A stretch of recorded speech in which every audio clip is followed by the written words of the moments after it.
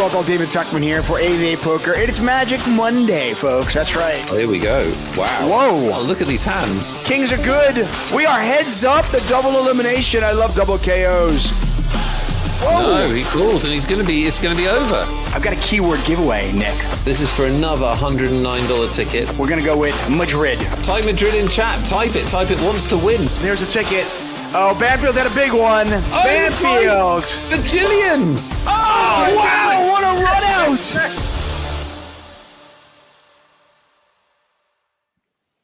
Good evening and welcome to another Magic Monday hosted by Pocket Nick's trademark. Great to have you along for the ride. We've got a 100k feature table coming up for you.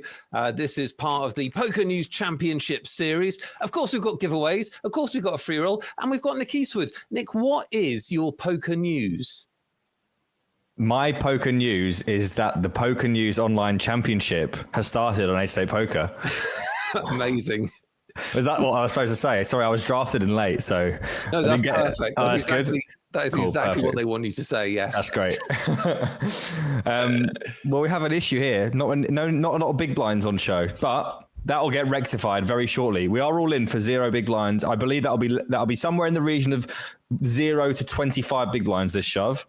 I guess I can't believe your commitment to doing analysis on this show is unbelievable. No, you're literally doing analysis with no chips. Look, it's not all in because if it was all in, then we obviously would have been. But it said it was all in because it's 0 big blinds, and that's what it thinks it has. Okay. My commitment to banter is inversely proportionate to your commitment to analysis. I will talk over really significant hands, and you will analyse over my tremendous banter. Look, arguably, I should know the chips sizes from the individual chip colors and how many of them there are. I should learn that really. Pretty sick. Yeah, you could do that. We are going to get a second barrel here. We don't know exactly how much each player has, but we know that it has to go call on turn from Ombre, and it looks like Madaras is going to shut it down instantly. Probably still value here to be had, but who knows what the stack depths are. So check back is taken. And the winner is the king. That was some of your greatest work. I tried. You just interrupted me. Never seen a hand analysed with no chips. Well done. Okay. There was quite a few big blinds in play there, so I'm not surprised. They've appeared, Nick. We're in business. Yeah. Things are happening. I was already in business, mate. I don't know why you're lagging behind. That was good. This is event number 4. It's the opening. PokerNews event number 4, the opening event. That's weird. Yeah. Fair enough. There's some pre-events as well, isn't there? Or something like that. Yeah. Some run-up events, some amuse-bouches. Yeah. This is a PKO event. For those that are newer to tournament poker, Nick, talk us through what a PKO actually is.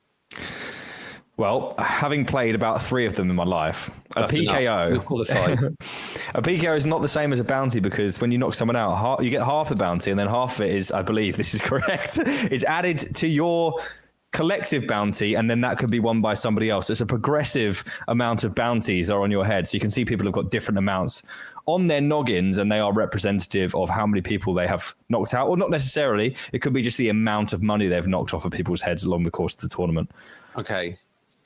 And so if I knock them out, yes, magical things happen to me.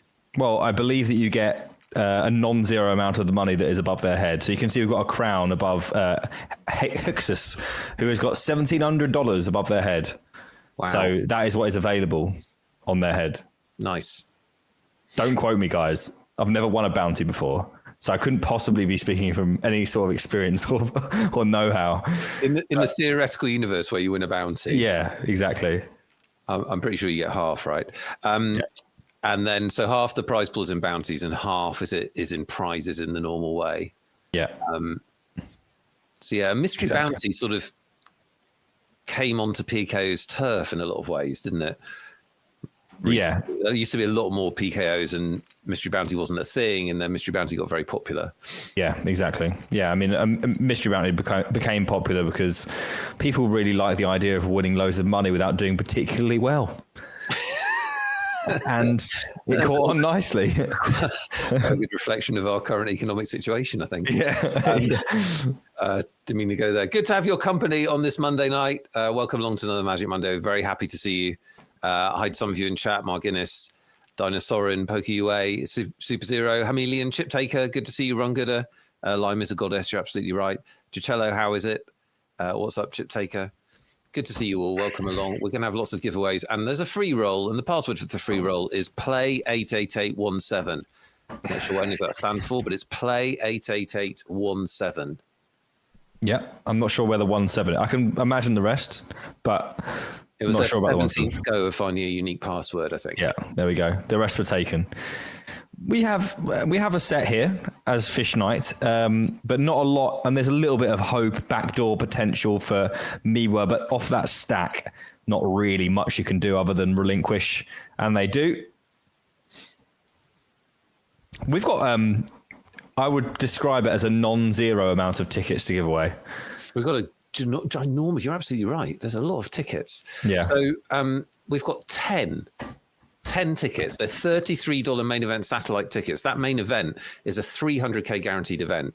So really well worth playing. And to top it off, like a cherry on the ticket cake, if you will, we've got a main event ticket. That's a $215 ticket, people. Give me some whoops in the chat. A $215 ticket on a Monday night.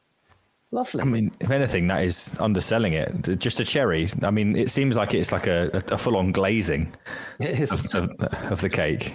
It's like, if anything, it's more than one cake. It's like, yeah. Needs work. Does. We got a limp under the gun here from Frankfurter. El Ombre naturally going for the raise with the kings.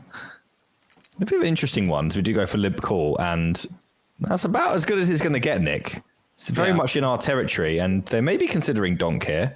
You can certainly imagine it possible, but then again, what does a limp under the gun range then call versus ISO look like? We're not really sure.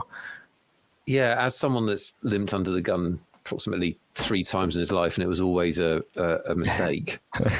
Yeah, a misclick or a wrong chip pickup or something. Yeah, I don't know what the range is for donking there. Well, it's going to go check call. The diamond now not in play, other than to potentially use as removal on certain rivers, but still the straight draw and 2 overcards. So I think El Ombre will be pretty much delighted. If you'd offer him a turn, Nick, I think he would have probably chosen this one. Yeah, perfect.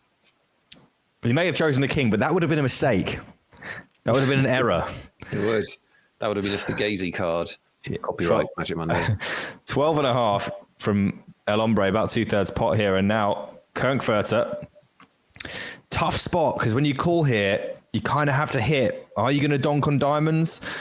Well, that's probably the worst card you could have possibly seen in order to try and win this pot by donking. Maybe you see donk here on like the 6 of diamonds. I think you'd probably have to as Frankfurter. You can't just expect to check call here and find many ways to win this pot. El Ombre will have a choice between something custom like half pot or shove. But at the end of the day, it's not going to matter. Frankfurter cannot withstand any pressure whatsoever. We will see a bet, at the very least, but that should be that. Yeah, it turned into a big pot, 42 big blinds in the middle, which obviously El Hombre is going to pick up. That's bigger than most of the players' stacks. That was a big pot. Yeah. I'm concerned about the lack of folding going on here, I have to say. Okay, good. Just maybe the hero call, in fairness. When it'd be one of the worst hero calls I've ever seen if we did see it. I can't even think of anything we actually beat. Oh dear. Well, sound the cooler klaxon. Do you have a cooler klaxon? Sound it. I could potentially feng shui one, but I'm not sure at the last minute. I wasn't warned. Well, there's only one queen left, Nick, and let me tell you something. Hexus is going to need it because this is going in pre. Jocker here, unless they find call to try and trap someone behind, that's definitely possible. Yeah. Oh, they went for the raise. I was going to say it's slightly possible just because they've got 29 big blinds, which is a weird amount to try and get in. Obviously not if your opponent's got queens, but... Yeah, this is going to be a very clear... Oh, I mean, we do see call. The only way that Hexus could have not lost the stack here was to find call and then see some really, really bad flop, potentially involving an ace and a king. But this one, not going to help at all in terms of not going broke here. Or at least Hexus is going to lose half his stack. Probably check shove, the most optimal play here. Queen slightly vulnerable, is going to go for it. And obviously Jocker's going to call. Only the case queen will be helping out Hexus here. And it is not that. King on the river. We all around it, but not it itself. It's a little glimpse of paint enough to make your heart just skip a beat. I don't know. Oh, absolutely. On the final table it is. So swapping stacks there. HXS, I guess. I think Hexus is easier to say. Could get a shove here from Miwa. It's not brilling, I have to say. We're still full ring. And he is going to go for it. I do have a lot of sympathy for this, but with an ace dead as well, this could be good night Miwa, as Fish Knight's obviously going to snap this one off. Nothing behind to worry either player. What is with the premium pairs at this final table? Incredible. Like, yeah. Kings plus regularly. Pretty strong. Heart will do it. Also an ace. Yeah. And it is not either of those. And Miwa will take his leave first out. Bad luck. Miwa were... it happens. Great tournament, though. You should remember that the players have battled through nearly 1,000 players to get here. Aces. It's mad, isn't it? It's just pure heat. What's this hand distribution? Mad. Yeah. And a bit of a loose open potentially here from Huxus with the King 9 offsuit. Probably not going to get this one through. Almost. But El Ombre in the big blind, probably going to find a 3-bet here. We know that the only way they get more money is by finding a fruity call, but it's not really what you'd expect to see. Obviously, El Ombre has the big stack, so should be wielding it like a hammer. On this occasion, just has aces. That was very Alan Partridge. Like a hammer.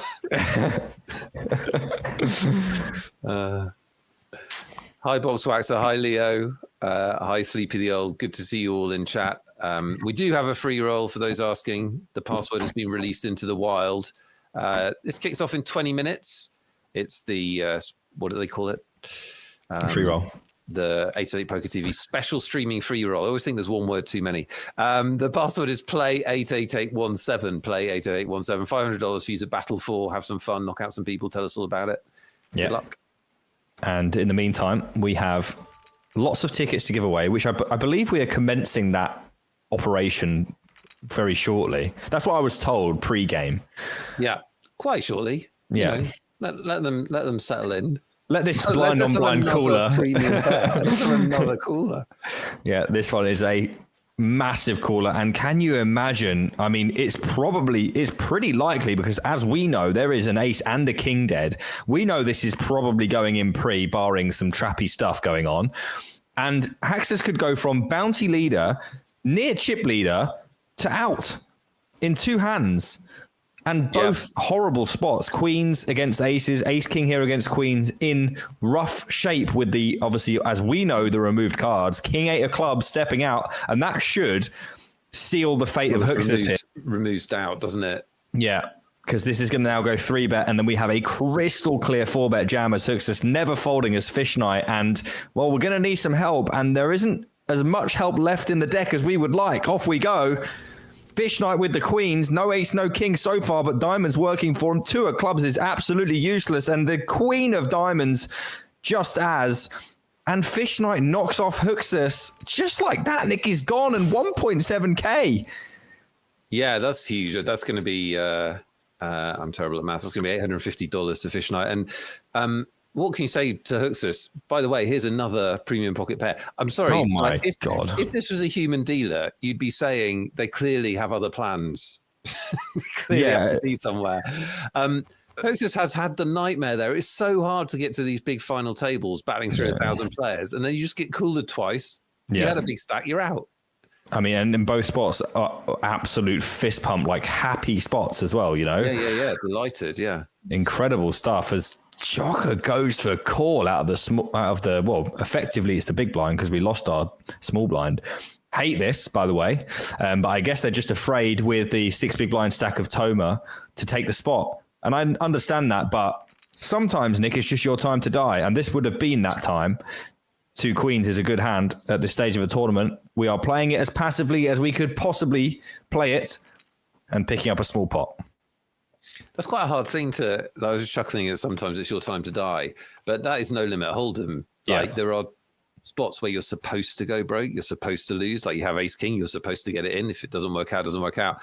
I think that's very hard for people to accept. Actually, I mean, I've watched your Twitch channel, so I know it's hard for people to accept. But it is. There's also various clips of me on feature tables just tanking with kings. So you know, I need to maybe take some of my own advice. We'll see if I get there. We're going to get an all-in and a call here, though. This is a lovely hand for Toma to pick up in the big blind, only off 6. And Madaras will call and hope for an 8. There isn't one on flop. There isn't one on turn, but it will still do it on the river. It's a 7. It's close, but it's not close enough. And Toma picking up 13 big blinds for Troubles. Toma's fans giving it the Toma, like they do. Yeah, it's a great name to chant, It's a great name to chant. Come on, Nicholas Wealthall. Doesn't really go. It doesn't work, does it? No, not quite. This is interesting. This is the second time we've seen a rather peculiar limp under the gun from a different player as well. So it's not like it's just one person just developing a limping under the gun. It's a second limp, and both hands have been. I would go as far as awful. Yeah, you're definitely allowed to fold Jack 9 off. Yeah, and Queen Jack off. Like you're allowed to do that. Yeah, especially at this stage. I mean, just fold. Limp calls just seems like one of the worst things you could do. But we're at a flop. We've missed it about as much as we deserve to. Nothing doing at all for Madaras, Abby. That was a good line. You should keep that one. Put it in my pocket.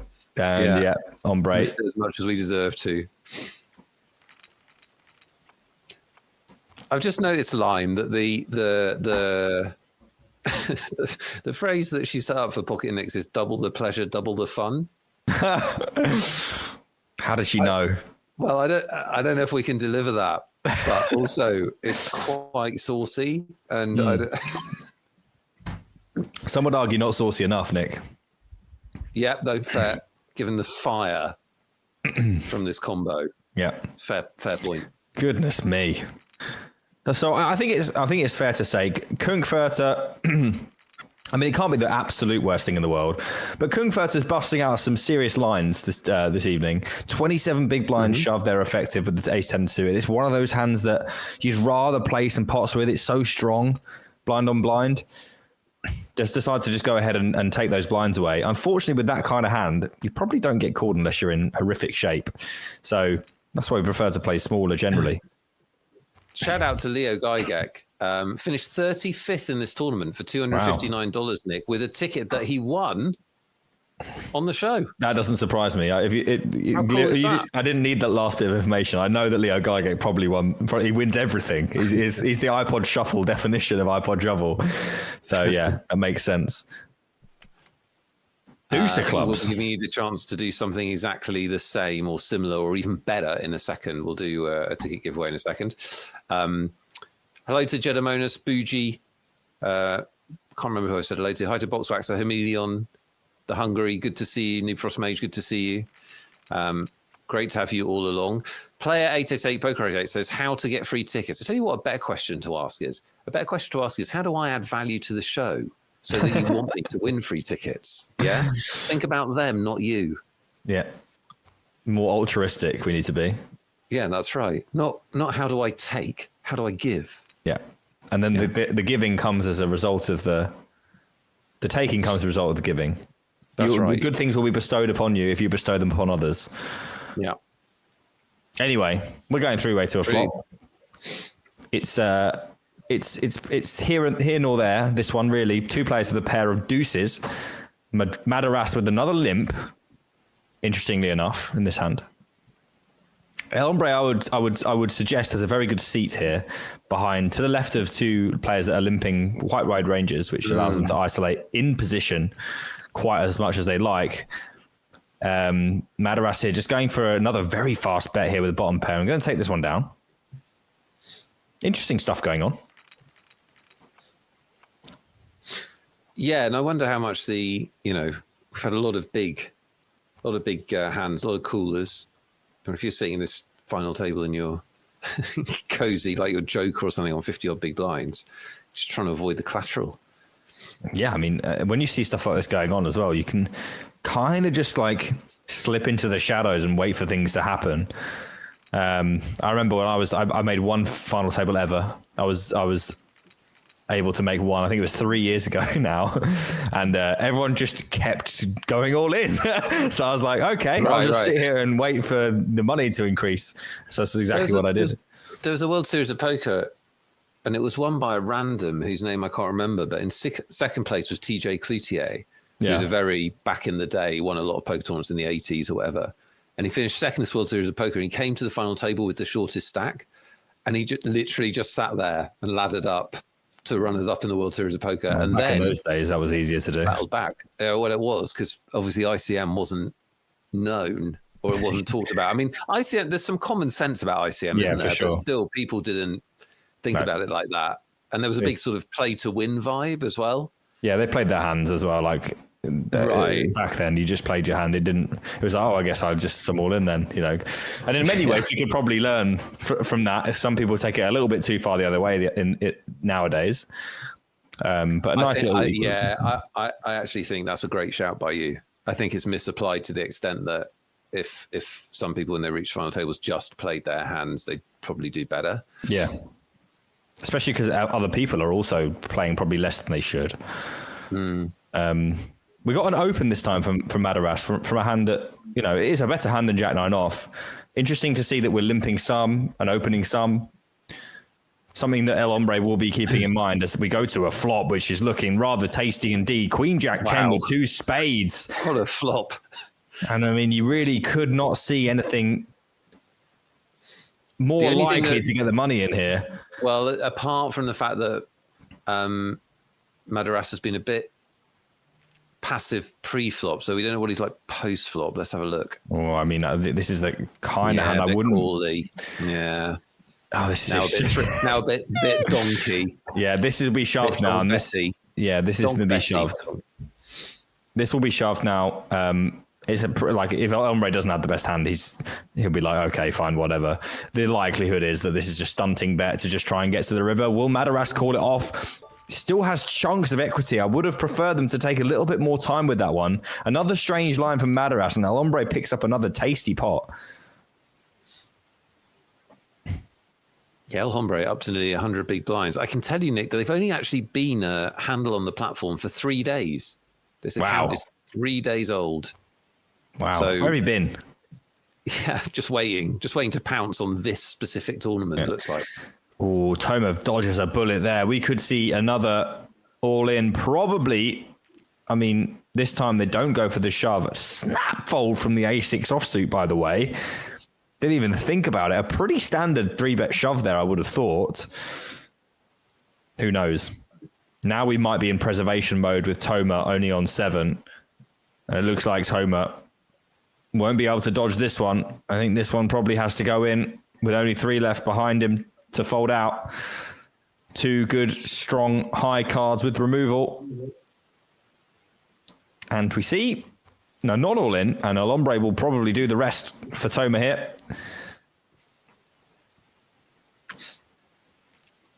Off we go, and no folding King Jack now for less than 5 after we've already put 2.3 in the middle. So a flip for Toma, who will be very pleased to see this news, and not pleased to see that 5, and dead on the turn is Toma. And El Ombre knocks off another one. We'll be thinking this site's quite nice. Probably should have signed up before 3 days ago. I know, yeah. If they win this, they should obviously close their account. Just go, thank you very much. Yeah, just call it a day. That was amazing. What an experience. What a rush. Susan Club says, I remember years ago on a stream, I pointed out an ICM spot where you can fold ace-ace, and Neil Channing called me a complete moron. I wouldn't say that personally. Neil Channing's called a lot of people complete morons, I think. Yeah, that's a very Neil Channing thing to say. Very Neil Channing. Oh, we are deep here, by the way. Yeah, we've had some eliminations, haven't we? And a lot of chips on the table at the moment. Yeah. And Madaras now the short stack. Can't really fold this just yet. Backdoor galore going on. And because there's no direct outs on the turn, Fish Knight decides to turn this one into a bluff.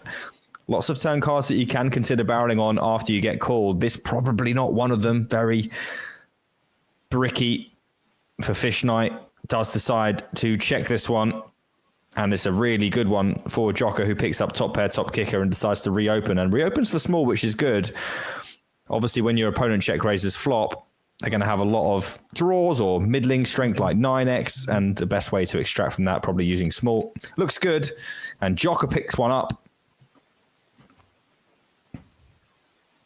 Where are all those callers, Nick? We're back to ace 5 offsuit. I thought we were just doing. I know. Queens Well, I really feel like we've sort of spaffed our load a little bit early here. Yeah, we definitely went early. We've peaked, haven't we? Yeah. It's going to be junk for the next 3 hours as we sort of grind on. Yeah, indeed. Where are all the big tickets? We will give away some tickets in a second. Have you got a question ready, Nick? I have a question ready. I do have one. Yeah. Okay, you can go first then. My question is, why has Madaras limped queen 9 off on the cutoff? That's my question. I sort of feel like that's one that even Madaras couldn't guess. I feel like we need to preserve our stack as Madaras here a little bit better. Find a spot to get it in for the last 12 or so. Queen 9 offsuit, not the best. But anyway, we do have pair on pair here, but I don't expect much blood unless something crazy happens. So we can talk about a question if you'd like to. Yeah, it's not totally impossible that El Hombre bluffs them off it somehow, somewhere along the line, but probably nothing's going to happen. So we're going to give away some tickets. We've got a lot of tickets to give away tonight. Move to the edge of your seat. It's tremendously exciting.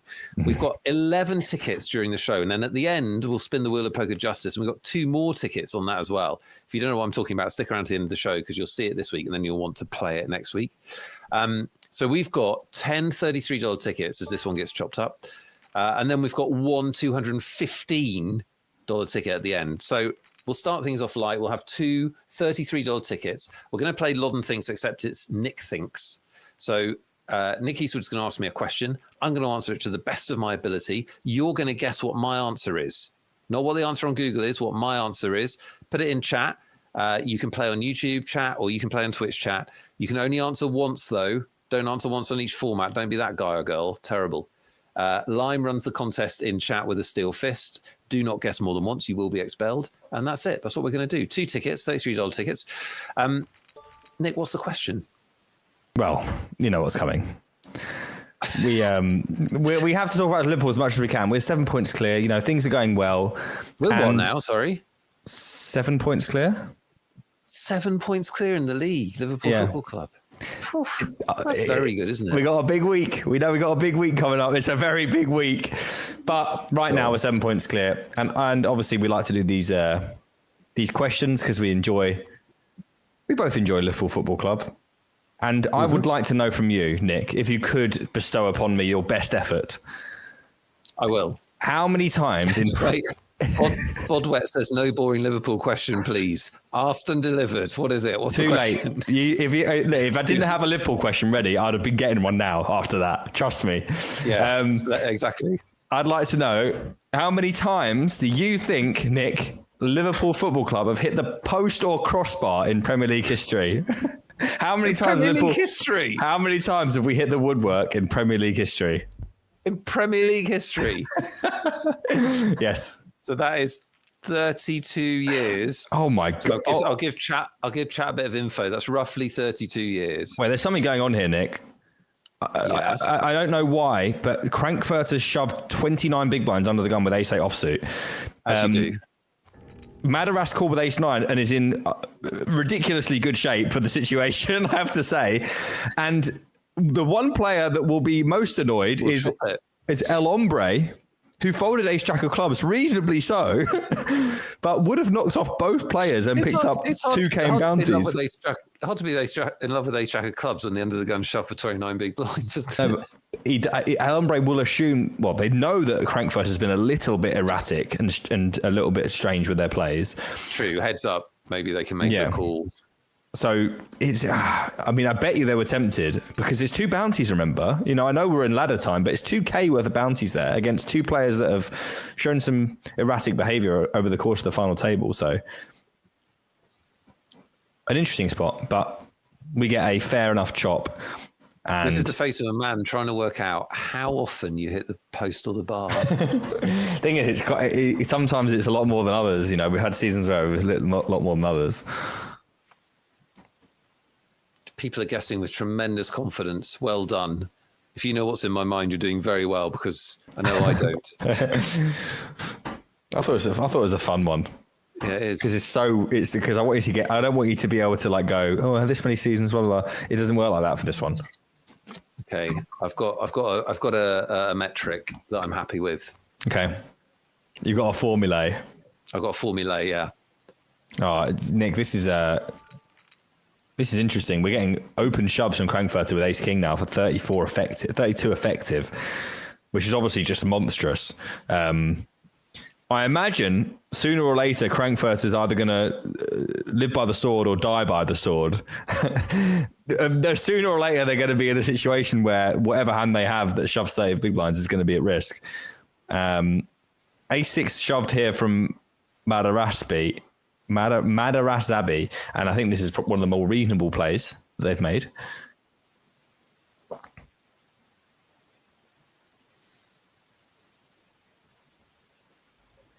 Thinking here for Jocker, who's going to call it off with the ace-3. We will chop here a lot of the time, but now a 3 or a 4 would do it, not a 4 now. 2 3s, overkill, and Madaras Zabi, who has entertained us in their own special way. Absolutely.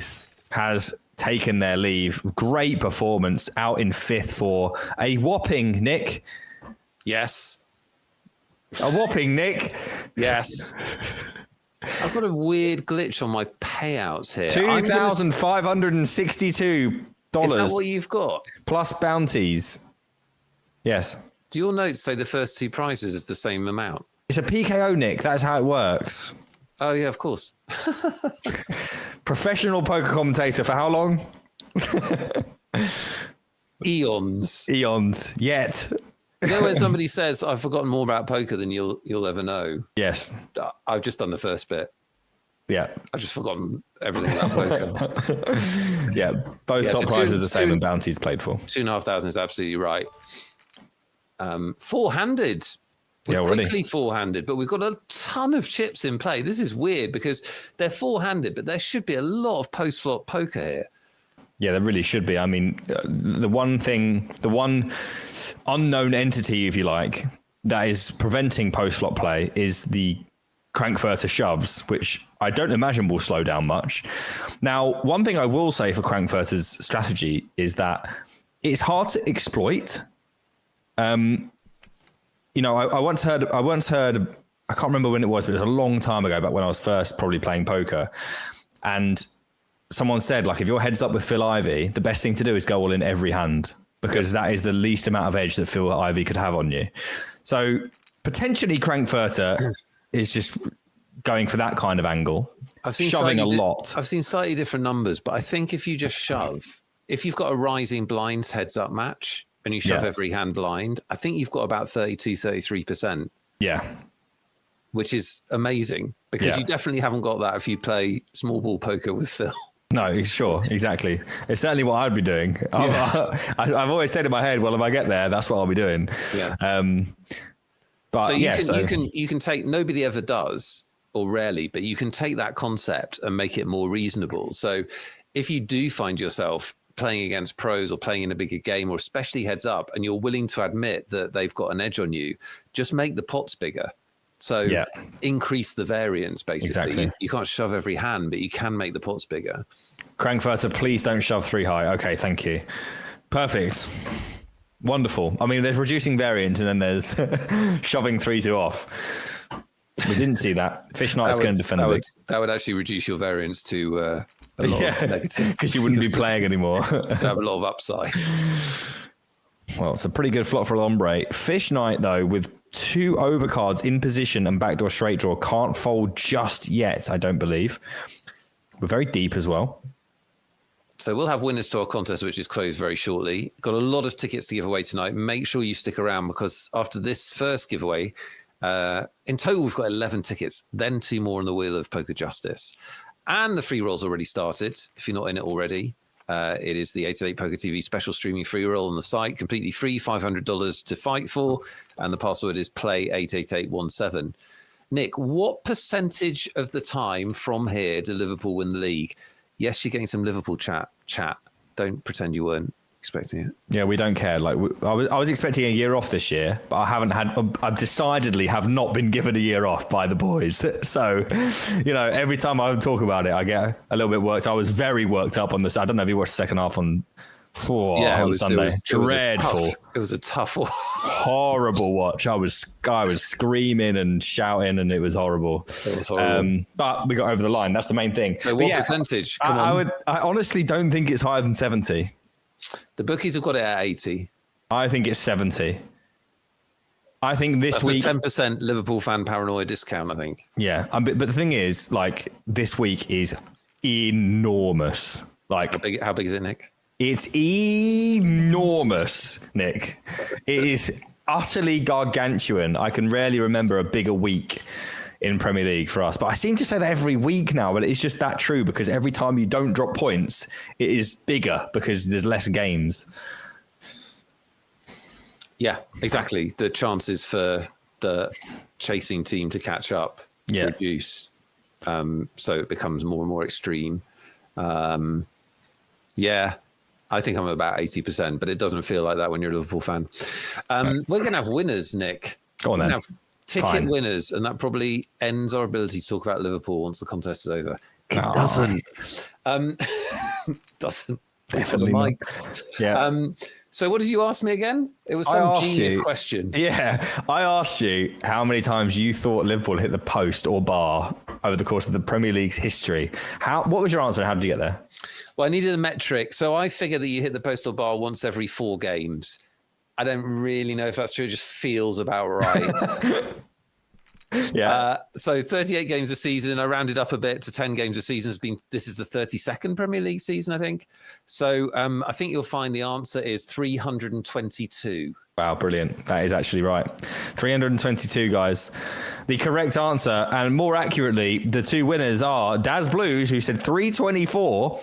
Well done. And Pally Howe, who is uncomfortably lodged themselves in your brain with 322. That is very impressive. That's very impressive. Absolutely nailed it there. And talking of absolutely nailing it, by the way, Nick, the correct answer, not for the competition, but the actual amount of times that Liverpool have hit the post or bar is 340. Are you joking? It's an incredible guess. Really quality one of guess. my best ever guesses. Yeah, it is an astonishingly good guess. Yeah, it's brilliant. I'm so happy. Yeah, you should be. That's the biggest thing I've achieved today. Yeah. It's a great guess. It really is a great guess. Wow.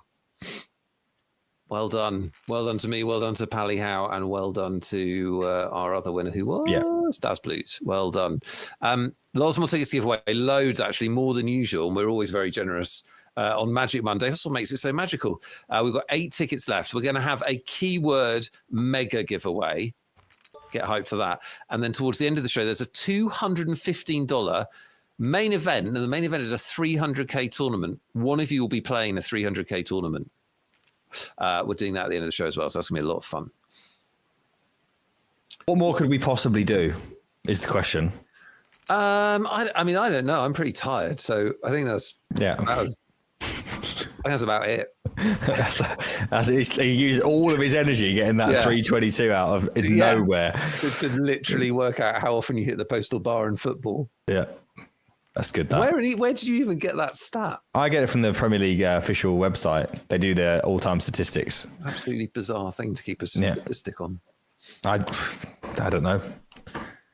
I'm going to struggle to beat that as a question. It's a wheel for Fish Night. Yeah, it is a wheel and a very strange bet from Frankfurter, who maybe should have stuck to the old all-in or fold, which was working okay for them. It was working okay, yeah. And I think we will be seeing an increased volume of all-inning and folding potentially from Frankfurter now. And it provides a slightly interesting situation for the rest of the players because they will all now have to kind of wait for Frankfurter to do what they assume will be their thing relatively soon. So, El Ombre has the opportunity here, should Frankfurter fold, to just put an untold amount of pressure on the others, because it's not like you've got a 15 big blind stack here that's been folding the entire time. They've been shoving it in left, right, and center. So you can expect to see that happening quite soon. And I imagine they'll be happy with another ladder. So interesting to see how each player approaches this new dynamic. Yeah, definitely. Just unusual to have 3 players this deep at this point in a tournament. Yeah, well, when people get knocked off at this speed, it usually does happen that way.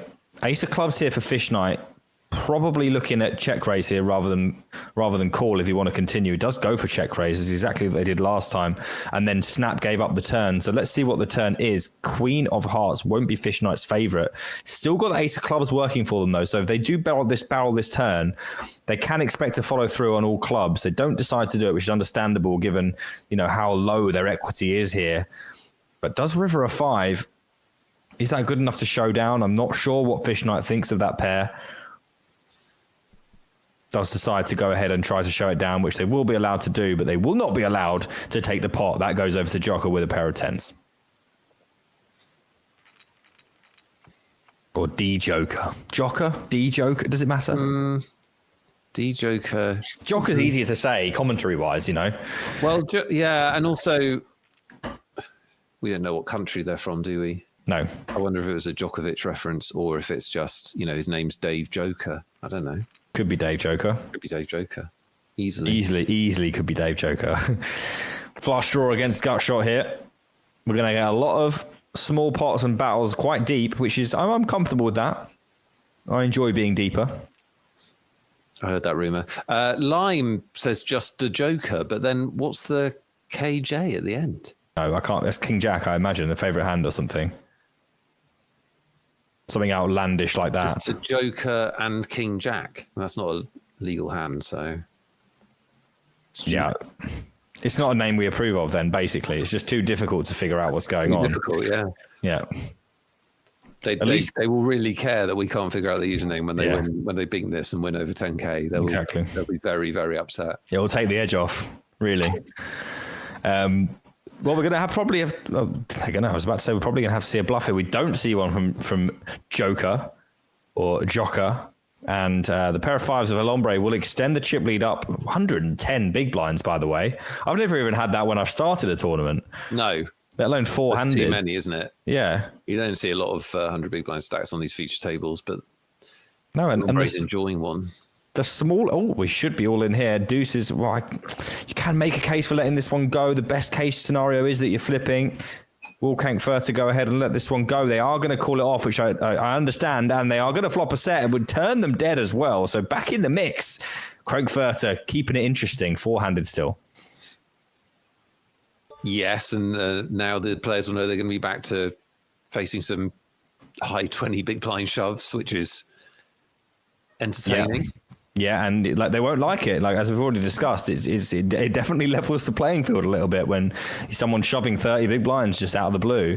So, but I do generally think that could be, if Frankfurter thinks that that's the best way to play, then I can get behind it. I much prefer that to the limping and the calling and out of position and stuff like that. It's a lot harder to play the game that way. Yeah, definitely. And a pretty reasonable flop here for Jock. I'm not exactly sure why we're. Did I miss something, or is this did we call out the small blind here with 8-6 off and with? We called a raise. Okay, yeah, we defended. So yeah, I do prefer the other gears that Frankfurter's shown. This is not my favorite gear. Is this a bluff? Is this a value bet? I don't know. It's not going to well. I don't know. If you want to get called, I'm not sure. This is why I'm not sure what it is. Whenever you bet on guys, this is a good rule of thumb. You should know whether you're betting as value or as a bluff. And every bet should be one of those two things. I'm not sure that was it was sort of in the ether, that one. It was sort of like, okay, not sure here. Let's just throw out some money. And we're back to shoving. Well, Ombre call here. This is what I'm talking about. Like, this is leveling it out a lot. Interesting stuff, Nick. You don't usually see play this erratic on a final table, especially four-handed. We are going to see call, and they're going to be in good shape. King or well, that's actually very good shape. And Frankfurter back up to 36 big blinds. So the pattern continues. That's just the rest of the deck for Frankfurter, who seems to just do some silly things and lose half their stack, and then just bang it in and get there and get back up to the 36 big blind mark. So not going anywhere just yet. Everyone will be very frustrated to see another double up. And here comes the limp, Nick. He's definitely, if you had to pick a player to sweat, like you have, I'm loving this. You definitely want that. You definitely want Frankfurter. I'm expecting. Yeah, it's entertaining, isn't it? It's box office. Yeah, I'm expecting a shove here as well, and I would actually really like it because we're now mixing in some strong hands into our limping range. Right, if we're going to limp, We can't just limp Jack 9 off and stuff like that. We're going to go for the limp 3-bet, Nick. This is high-level stuff. I'm absolutely loving this. And Frankfurter just absolutely piling on the pressure. This is just goes to show, like, they are well aware of what their image looks like here. You know, I limped before. And also the one player, it doesn't matter how good you are at poker, the one player nobody wants to play against is an unpredictable player. Yeah.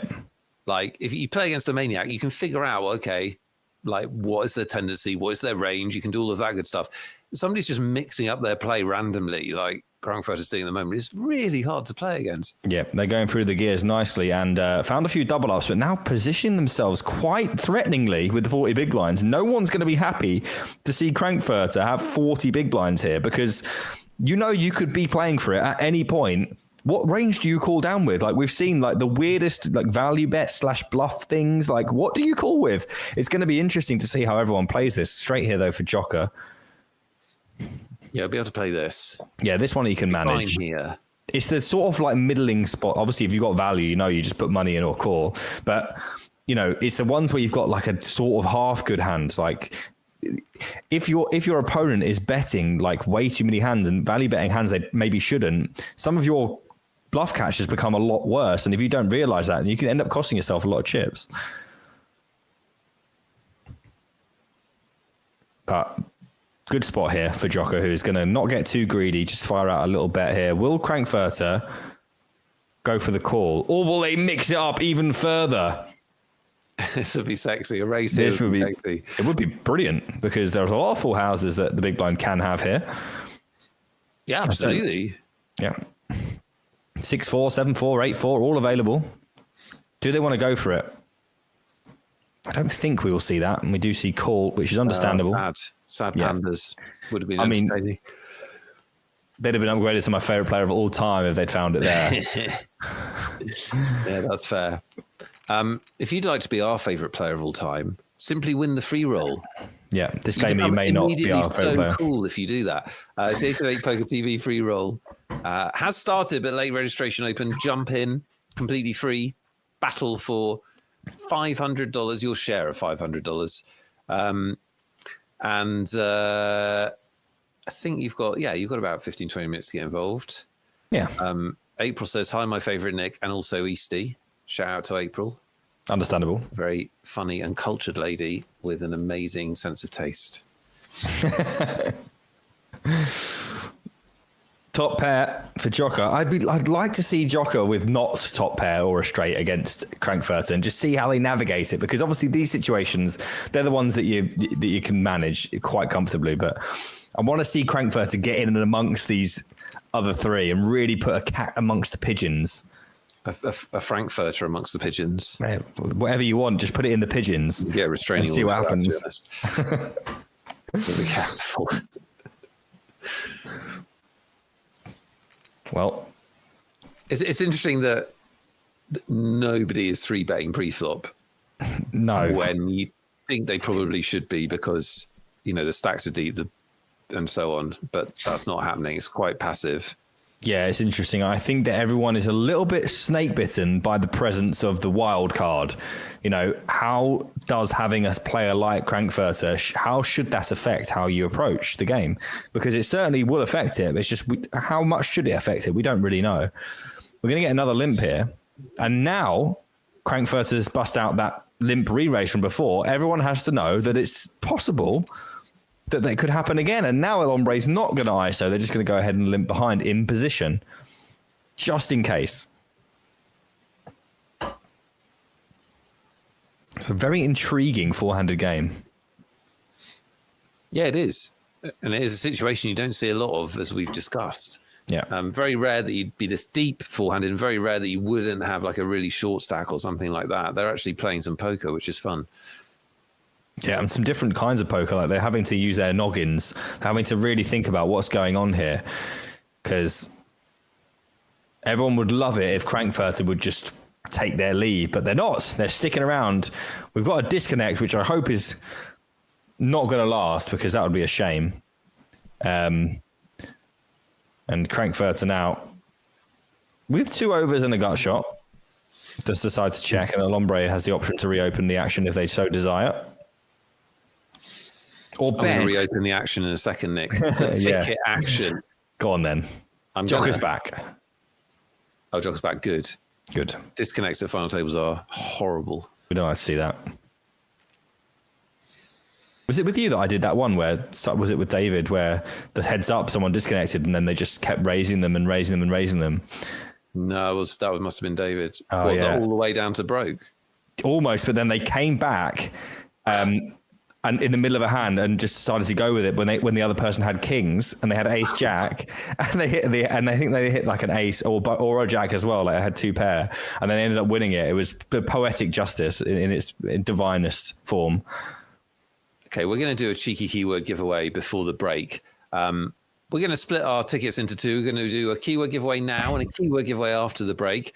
Super easy to play. You just type in the keyword once it's revealed. If you're on YouTube watching this, you need to come over to Twitch just for this contest if you want to enter, because it's software driven. Only works on our Twitch channel, 88 Poker TV. All you need to do is type in the keyword when revealed. Lime is the keyword ready. We're going to have 4 winners, $33 tickets each for satellites to the 300K main event next week. The keyword is ready. In honor of Nick Eastwood's favorite poker player, the keyword is furter, which is a real word. F-U-R-T-E-R. F-U-R-T-E-R, furter, which stands for furter.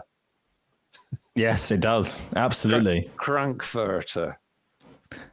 Well, unless Frankfurter steps out here and here we go. Just a little stab. I mean, who doesn't want to see something like this on a final table? We just mix it up a little bit. Your tiny bets, tiny wee bets.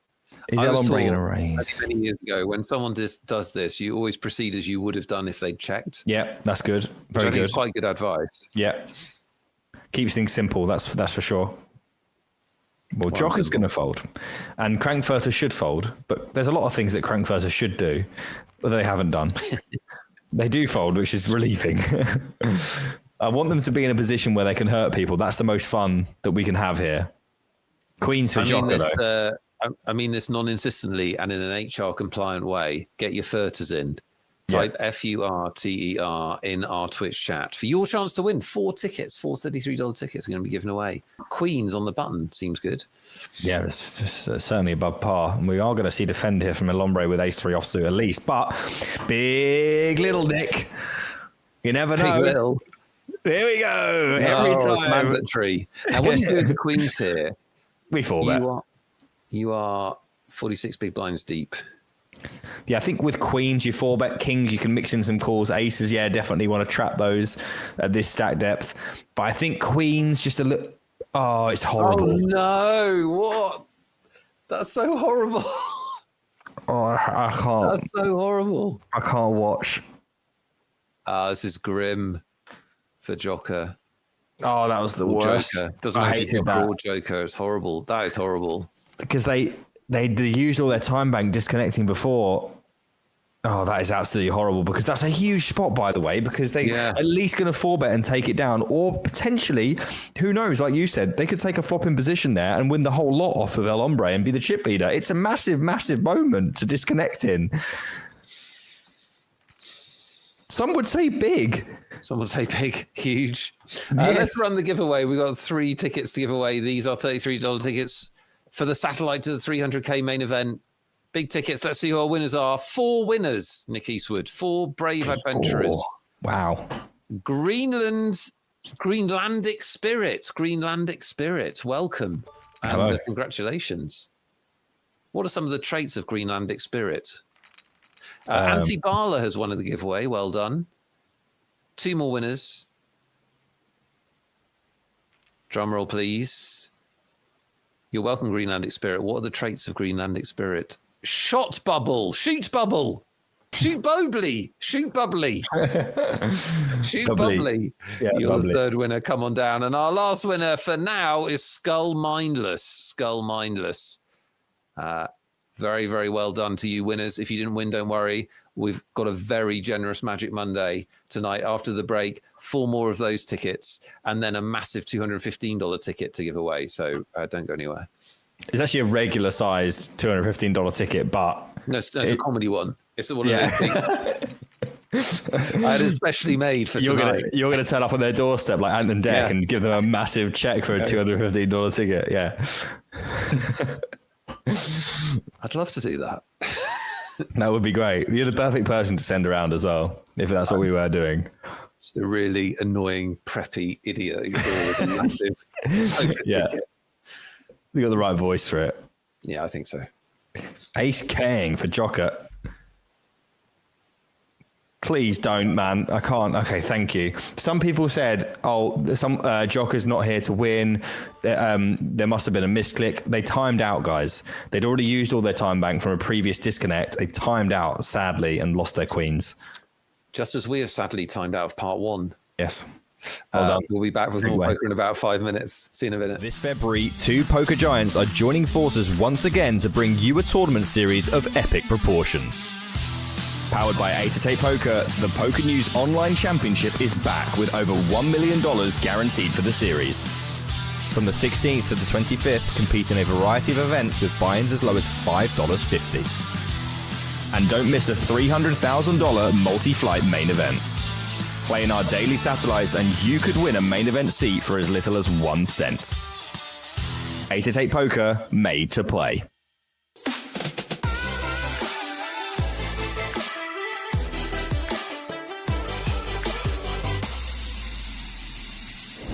Hey guys, I'm Ian Simpson, and today I am super excited to announce that 8-8 Poker will now have a HUD or heads-up display built into our software. Whenever you're seated at the table, you'll be able to hover over your opponent's avatar or your own and get some vital statistics about them. You'll be able to see their VPIP, their PFR, their 3-bet, and where they're from. So how do we put this information to work? Let's say you've opened and the button 3-bets. Well, you can hover over your opponent's avatar and see their 3-bet statistic. And here we can see that it's only 4. Now that's actually really small. You can go ahead and safely fold your marginal hand, knowing that they're only 3-betting a very narrow range and they likely have a much better hand than yours. In this scenario, our opponent has a PFR, short for pre-flop raise, of just 10%. That means they're playing a very narrow selection of hands. That means we have to be a little more cautious when dealing with them, as we are likely facing a very strong hand. Jumping over to this spot on the final table of a tournament, we can hover our mouse over our opponent's avatar and see their tournament winnings. We can see this player only has $114 worth of winnings, whereas this player has $140,000 worth of tournament winnings. Now, this doesn't tell the whole picture, but it is indicative of how much experience our opponents have. And finally, in this scenario, we can see our opponent has a VPIP, which stands for voluntarily put in pot, of 40%. Now, that number is really high. Our opponent is playing far too many hands. So when we raise pre-flop, they call and we get this flop, we can bluff a lot more liberally. That's because our opponent is going to have far too many weaker hands that are just going to have to automatically fold to our bet. As you can see, having access to this information can be a real game changer. It can be a big help when making the decisions you're going to have to make at the tables. Give it a try for yourself. Let me know what you think. Tell me which stack you think is the most helpful. Make sure you like, subscribe, and hit the notification bell so you don't miss out on any of our great content. Thanks for watching, and good luck at the tables. Any hearts about, ladies and gentlemen? Big old 17 outs now, though, for Jordan. 1 in 3 shots to become champion.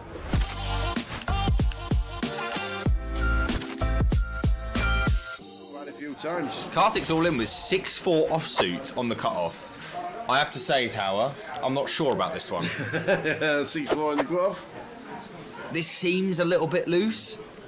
He's still got 10 bigs. I mean, we'll probably end up calling here, I imagine.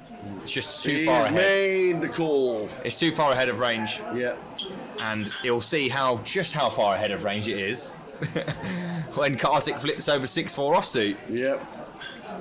And he gets the You've caught me, he says. Pants firmly round the ankles here for Cartic, but 40%. He's live. 6-4, he's live. Oh, it's a good start. 4. Up to 76% for Cartic, who begins pulling his jeans around to the knee area. Oh, he can pull them all the way up, Tower. I tell you what, he's fastened the belt. He has it. He's fastened the belt and he's pulled it even tighter. He's got quads. Wow. Love it. Could we get all in here? Yeah, should be. All in Dan, call Joan, you expect? Yeah. And we would have seen the same result had Joan shoves, but as it is, Dan gets to apply what he assumes is chunks of pressure, and Joan has a very simple call with one of the strongest hands you can hope to have five-handed. Here it comes. Yeah, she's got a call here. I can't see how she'd ever fold. Like, Dan going to shove worse ace-x, going to shove king-queen, queen-jack suited. A lot of stuff we dominate. I mean, we've surely opened this to get attacked. Yeah, Here comes call. Let's find it. So, are we going to be at the final table, guys? Is this the hand? Here's a flop. And more outs for Joan. Yeah, keep it high, dealer. Ace, king, and queen all working. Yeah, lots and lots of outs here. How about a 9? Oh! How about a 9? You feeling all right? Steve calls the Right, line. let me go again. Ready?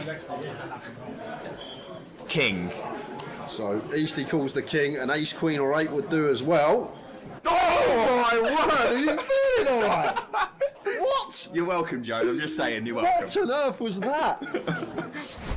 Raj ace 4. Shoves the small. Yep. Very good. Should play well against most small blind jams, 4-handed. 5-handed, sorry.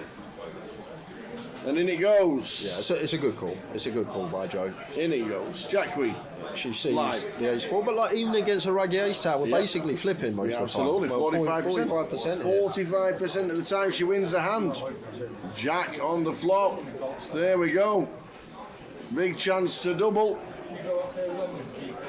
Oh, the ace on the turn. That is ridiculous. You think you've got there. You Now needs any paint to survive.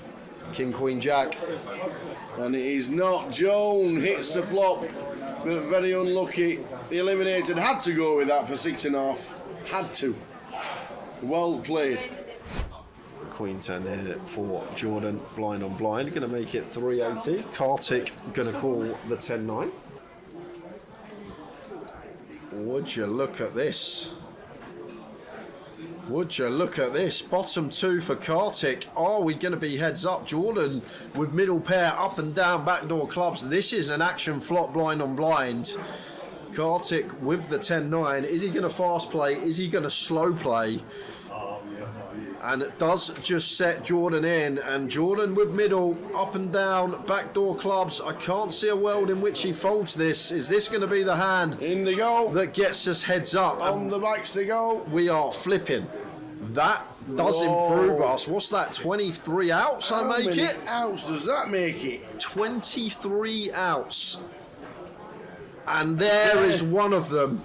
Wow. Half the deck almost for Jordan, and he finds the 7 of clubs on the river. Puff of the cheeks, big old pot going his way.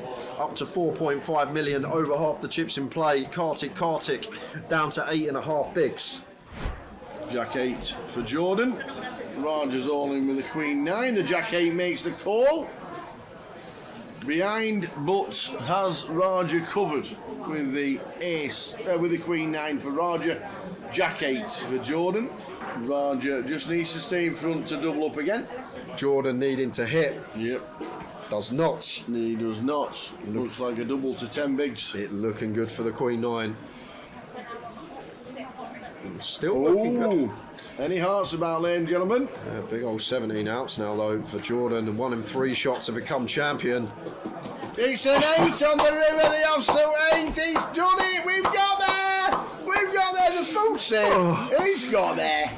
This February, 2 poker giants are joining forces once again to bring you a tournament series of epic proportions. Powered by 8-8 Poker, the PokerNews Online Championship is back with over $1 million guaranteed for the series. From the 16th to the 25th, compete in a variety of events with buy-ins as low as $5.50. And don't miss the $300,000 multi-flight main event. Play in our daily satellites and you could win a main event seat for as little as 1 cent. 8-8 Poker, made to play.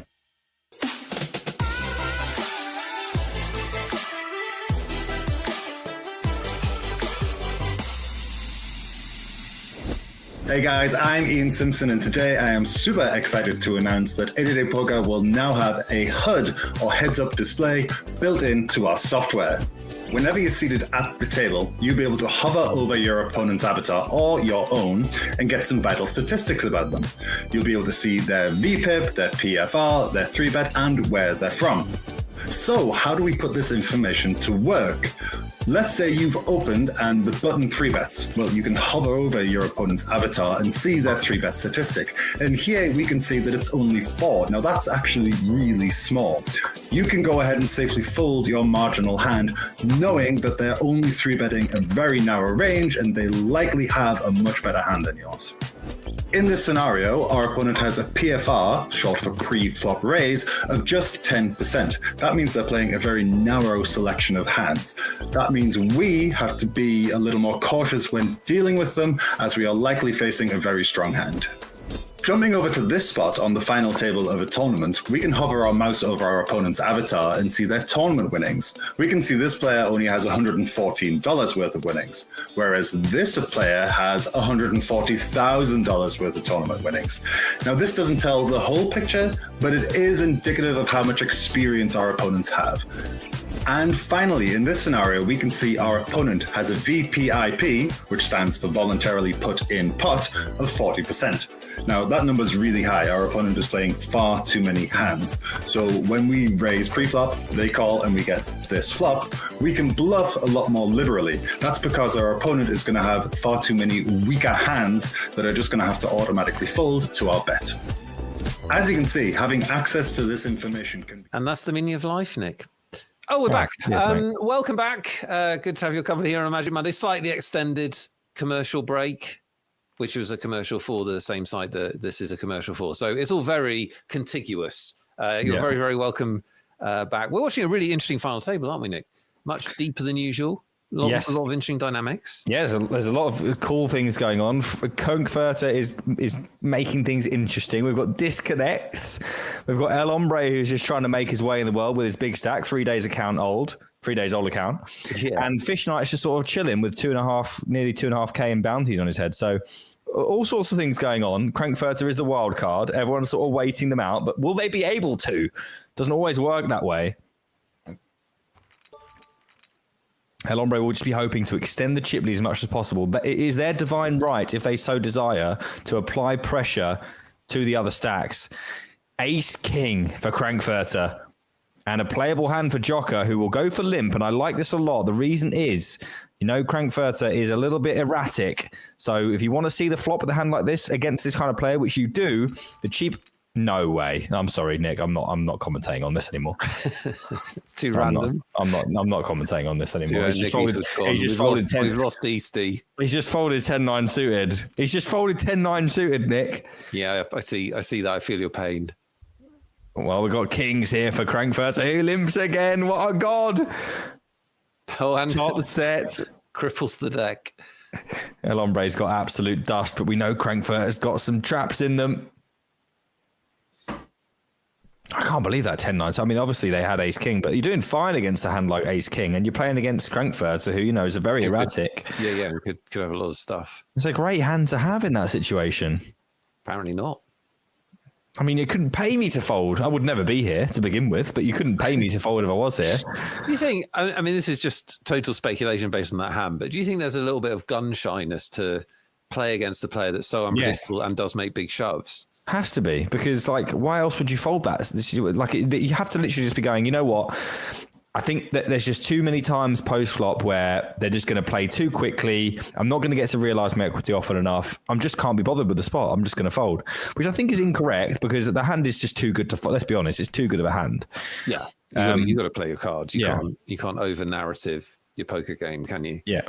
I mean, if they'd opened and been 3-bet, I'd understand, but they limped, and it was almost like they limped so they could definitely see the flop kind of thing. And then they just decided not to see it. It's very strange because it wasn't even a huge raise either. It wasn't like they made it 5 big blinds. No. Very strange. Nettie, how you doing? Good to see you. Unless you were talking to the other Nick, in which case... I think when Nettie says hello, Nick, they mean sort of both of us. It's all encapsulating. Least characters. I feel like it makes it more efficient that we've. Yeah, it's extremely efficient. Shared the name. It's useful, I think. Yeah. Ombre takes another one. I mean, you look, these stacks are. We could be here for a little bit, Nick. To be honest with you, Yeah, because, definitely. We picked a good day to have a lot of tickets to give away. Because yeah, exactly. It's definitely much deeper than it usually is. Fish Knight with a King Queen should get that done. 5 deuce off for Frankfurter, but Frankfurter, you never know. You never know with Frankfurter, why we love Frankfurter. I was designing some Frankfurter's chance in the break. Wonder if we'll get to bust them out. This could be a time to bust them out. Now, will we just see a rip here? Like, we haven't really seen them. We've seen them open rip. The patented crunk rip. the Frankfurter rippy doodah. Will they go for it? The crunk. Oh, they are going to crunk it in. So Fish Knight, this is a rubbish spot, by the way, for Fish Knight. This is crap. Like, you really don't want to be here playing, but this is why I love it so much, because Fish Knight is not sure what to do. They cover for the bounty as well, by the way, which may just nudge them over into call. They cover for the bounty, and they are the short stack, and like you have to. They call. Do well done. Huge flip. Massive spade, king or queen for Frankfurter to stay in the game. It's an ace and he's going to be losing. Stack in 4. I'm devastated. It was fun to watch Frankfurter play. 4th place, Nick. 4. Yes. $3,843. I can do it.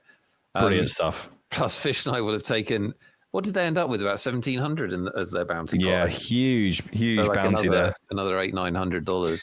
Yeah. And that means that, you know, with a huge amount of bounties in play, you know, even 3-handed, we're in a situation where there's 3,000 the difference between 5,000 for third and 8,000 for both first and second, and then obviously playing for bounties heads up. But that third place is not only 3K, but if Fish Knight was the one on the line, that's another 2K there to play for. So the bounties still matter big time. PKO. Yeah, a lot to win. Fish Knight now with $2,800 on their head, plus a very fetching crown. Yeah. I mean, I'm devastated at the loss of Frankfurter, who I believe accounted themselves in a manner that they can be proud of. And they can take home some money and do with it what they will. It would have been if they'd won that hand, it would have been such an interesting final 3. Well, I mean, we would have still had 4. Fish Knight would have been on fumes, which is why they took so long to call with that hand. 2 strong pairs here, though. 9-7-4, very, very unassuming looking board, and a 9 on the turn for Ombre, who just absolutely hammerlocks this. Now, can't lose with the trip 9s. I imagine more value is in order, especially with the clubs out there. Don't want to just give free cards to potential flush draws and pairs of 7s. Jocker can't fold just now, but they have made some folds before. Would be a very timely one.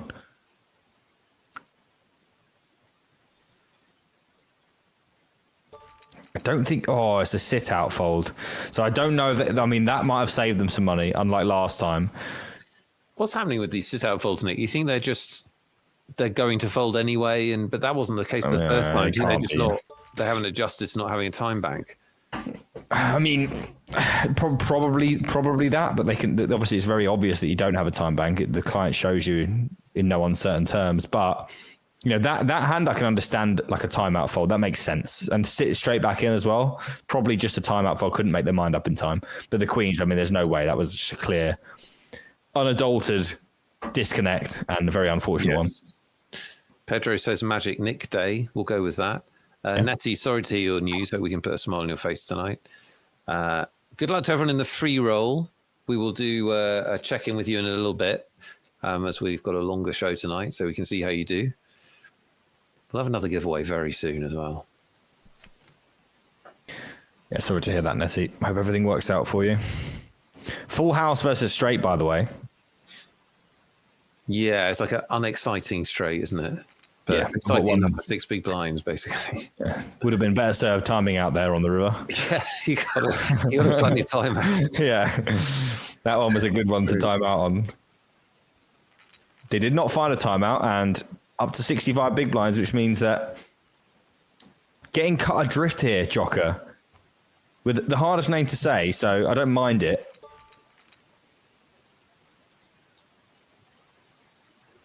And 3-handed now for the opening event title. Event 4. In brackets. Brackets. The most confusing trophy on your mantelpiece, but you'll still take it. This was a also- big event. This was a 100K guarantee event. We ended up with 975 runners, and well done to the three of them that were made it. Part of the PokerNews Championship Series that's going on right now, building to a big main event, which is happening next week, and we'll bring you the final table on Tuesday. So it's going to be Magic Tuesday next week on the 25th. Yeah. So Magic make sure you're Tuesday, around for indeed. that. Magic Tuesday. What a magical day for a Tuesday.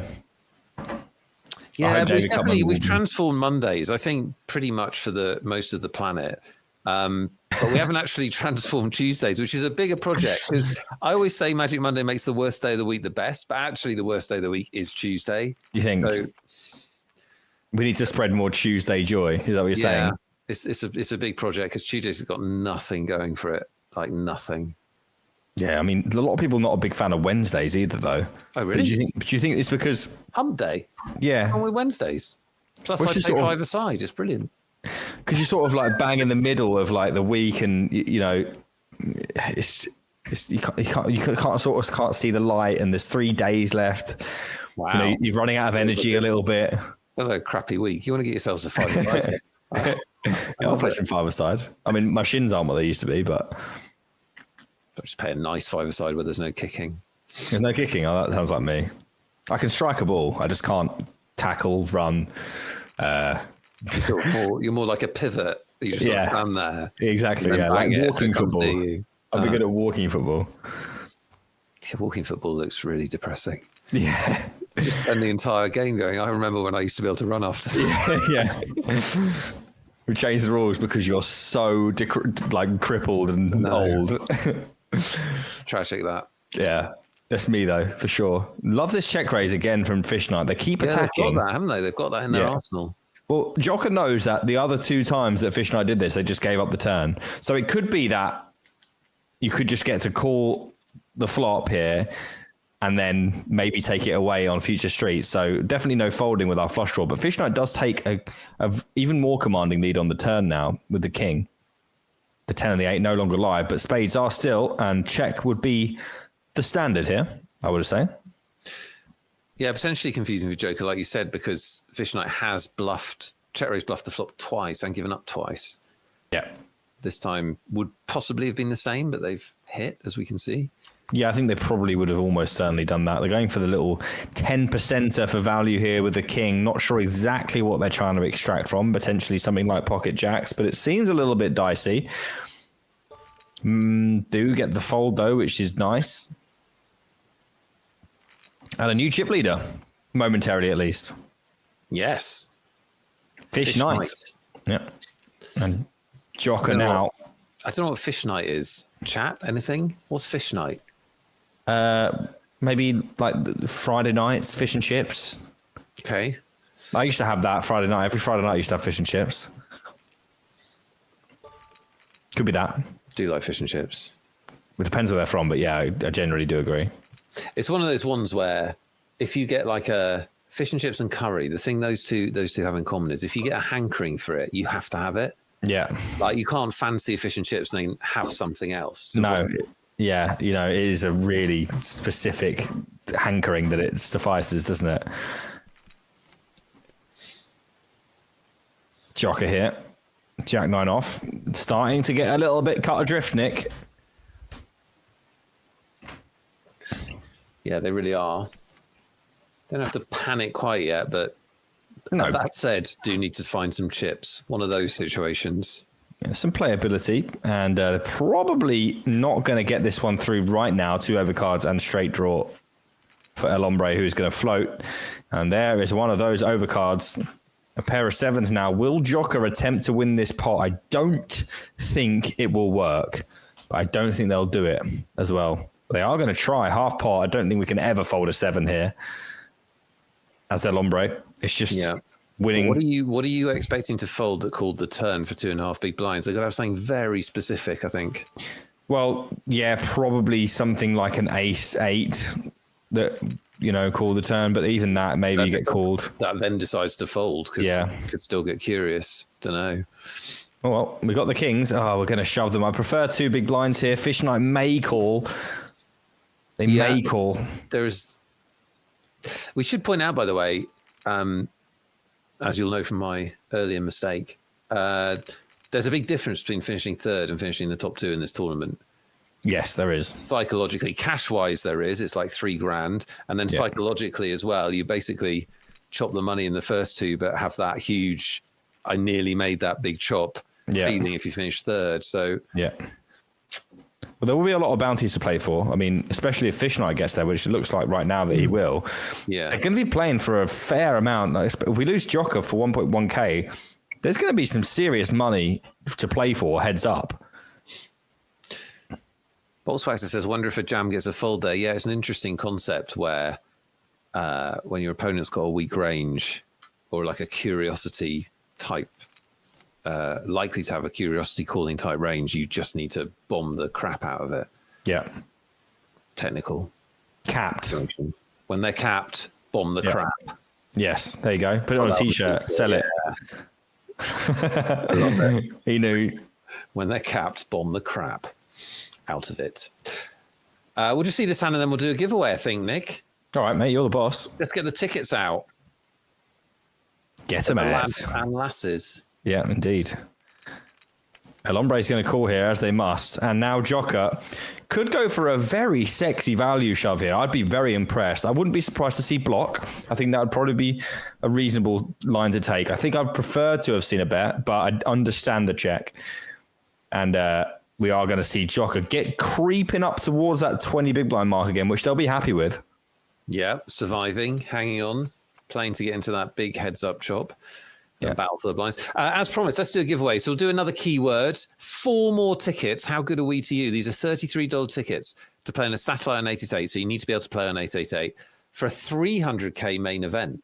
So this could really turn into something cool for you. For giveaway, we're going to do a keyword. If you're watching on YouTube and you want to play, you've got to jump over to our Twitch channel, 888 Poker TV, because it's software driven, only runs on Twitch. All you need to do is type in the word when it's revealed. Lime is the keyword ready. She is prepared. Senpai. Excellent work. Senpai. The keyword in honor of the Poker News Championship is Poker News. Get your Poker News in chat for your chance to win. Poker News, spelled P-O-K News. Very creative stuff. Poker News in the chat, guys. They got it. I think they got it. Good luck, good luck. They're doing it. They're doing it, Nick. We're good. We're golden. 4 winners. Unbelievable scenes. Absolutely unprecedented scenes. Well, we have 5 high as Jocker. And last time I checked, if you tap the table with 5 high, you probably don't win. So I'm wow, we're going to see another. This is a strange 10%er. I think that this could not. I think this could be exactly what it looks like, which is, oh wow, they are going to go for the shove. Let's go. Yeah, that's great stuff because you've got a lot of ace-x that can shove it. But I think what Fish Knight was attempting there was just to dissuade the bluffs. Yeah. Not even just to get called by something, but like if Jocker's got something like 5 high. Even though like you said earlier, let's just treat one big blind as a check. You know, it can be a little bit different mentally to bluff over a bet rather than to bluff in a dead pot, you know, where they've checked to you. Psychologically, it's different. I wonder if Fish Knight was playing into that. I think so. Yeah. It just didn't work. They got jokered. Got to keep hydrated. Next, important. You hydrated? I would say I'm slightly dehydrated. Is that good? Wow. No, it isn't. I just thought that was how you sharpened your performance. Just feels slightly headachy. And yeah, I'm not sure about that. I think you should maybe take the opportunity. Right. Perfect. There you go. I'll look after you. Thank you, Nick. Last chance to put your Poker News in our Twitch chat if you want to win a ticket. 4 tickets about to be given away. Get hyped. Could be you. Should be you. Deserve it. The week you've had, you deserve it. Well, this is an interesting turn card because Fish Knight's now got a 3, and sometimes the turned pair can be a really good card to go ahead and barrel on because it can block. We'll never know why, Nick, because we're giving away tickets. Nobody cares. Tickets galore. Go, send them. Andy Rednick, regular contributor to chat. Good to see you, Andy. Congratulations. You have won a ticket. Sorry, Nick. That's okay. You know what they're like. Honestly, I don't even know where I was going with that, so you probably saved me. Okay, well, let's say it went into a multiple decision tree. It was very interesting. Poker UA, you have won. Poker UA, what does UA stand for? Re-roll that one, please. Lime Ricky won the giveaway. Re-roll Lime, that one. you can't win the giveaway. You are the giveaway. Yeah, you got to re-roll that one. That's weird. So rigged. Yeah, we can't be having that. Come on. Killer Joe 500. There we go. You. Killer Joe 500, you have won a $33 ticket. And our last winner is Maurice Kvim. Maurice Kvim. Well done, winners. Congratulations. If you haven't won yet, what you've been doing is timing your effort, because the next giveaway is for a $215 main event ticket. It's the big boy. Some have called it unprecedented. They're correct to do so. I've never given away a $215 ticket tonight. I think we gave one away before, didn't we? We're giving away loads, but just like it's unprecedented tonight, Nick. All right, yeah, it is. Well, we've sort of ramped it up quite significantly, haven't we? Yeah, I've given it the big build-up. It's either the big ones in a small quantity or the little ones in a big quantity, and we're just doing both because that's just how it goes. Lime Ricky, please make sure your whispers are open so that Lime Ricky can contact you with details of your win. I want to see that conversation. I bet it gets testy. Do it properly.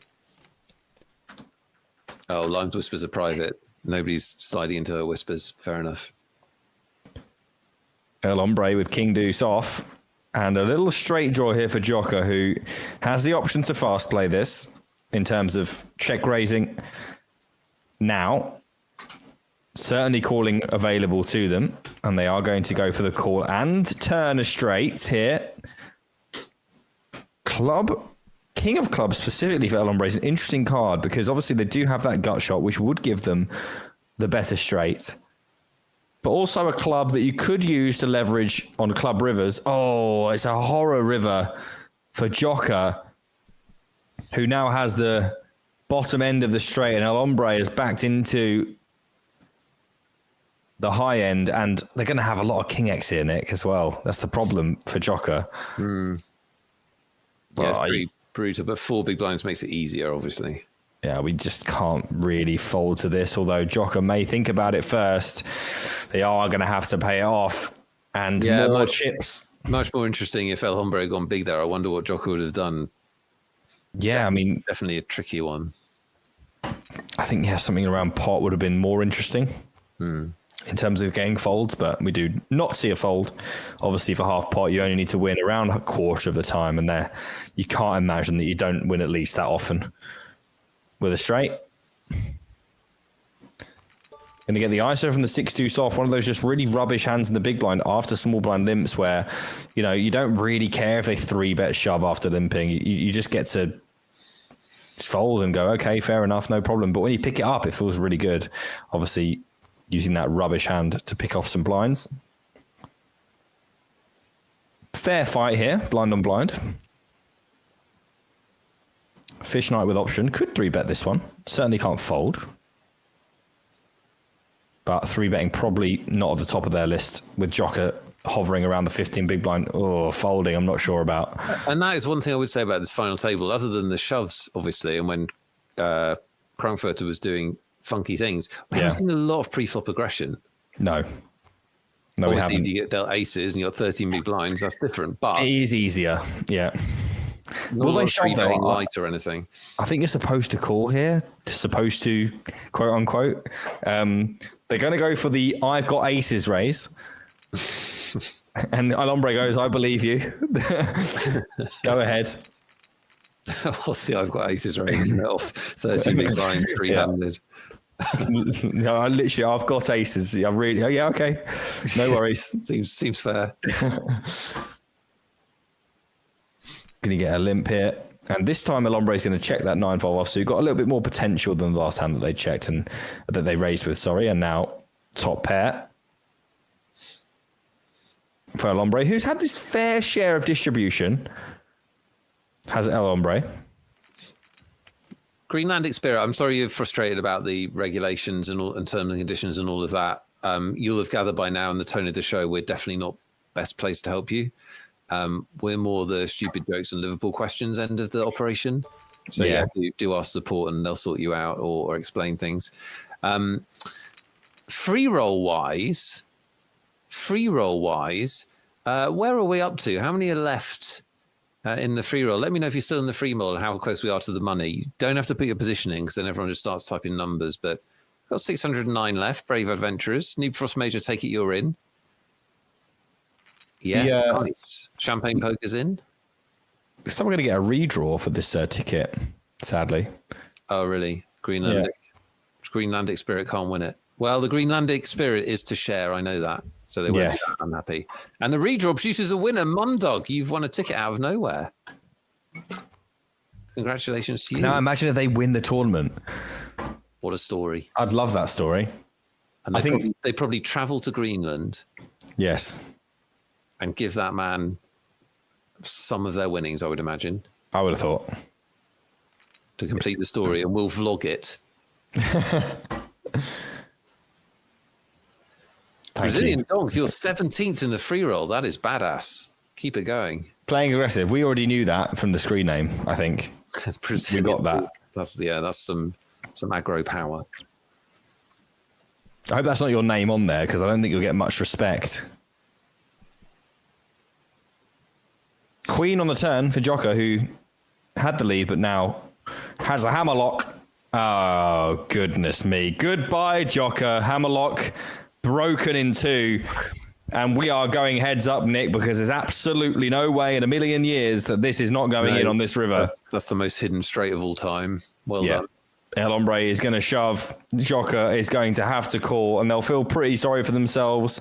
But I think there's not much else they could have done. Not really anything that went their way. And El Ombre has just been smacked in the face by the deck. They are going to let them off for the last two big blinds. Oh, no. But we certainly can't reshove now. Why? Oh, wow. We've reshoved. Okay. And it goes. Jocker decides, it's now or never. And it turns out it's never. Yeah, I think I understand what they're doing, but like, there's not loads of ace-x in the range. Like, you're going to get mainly just called by better two pair.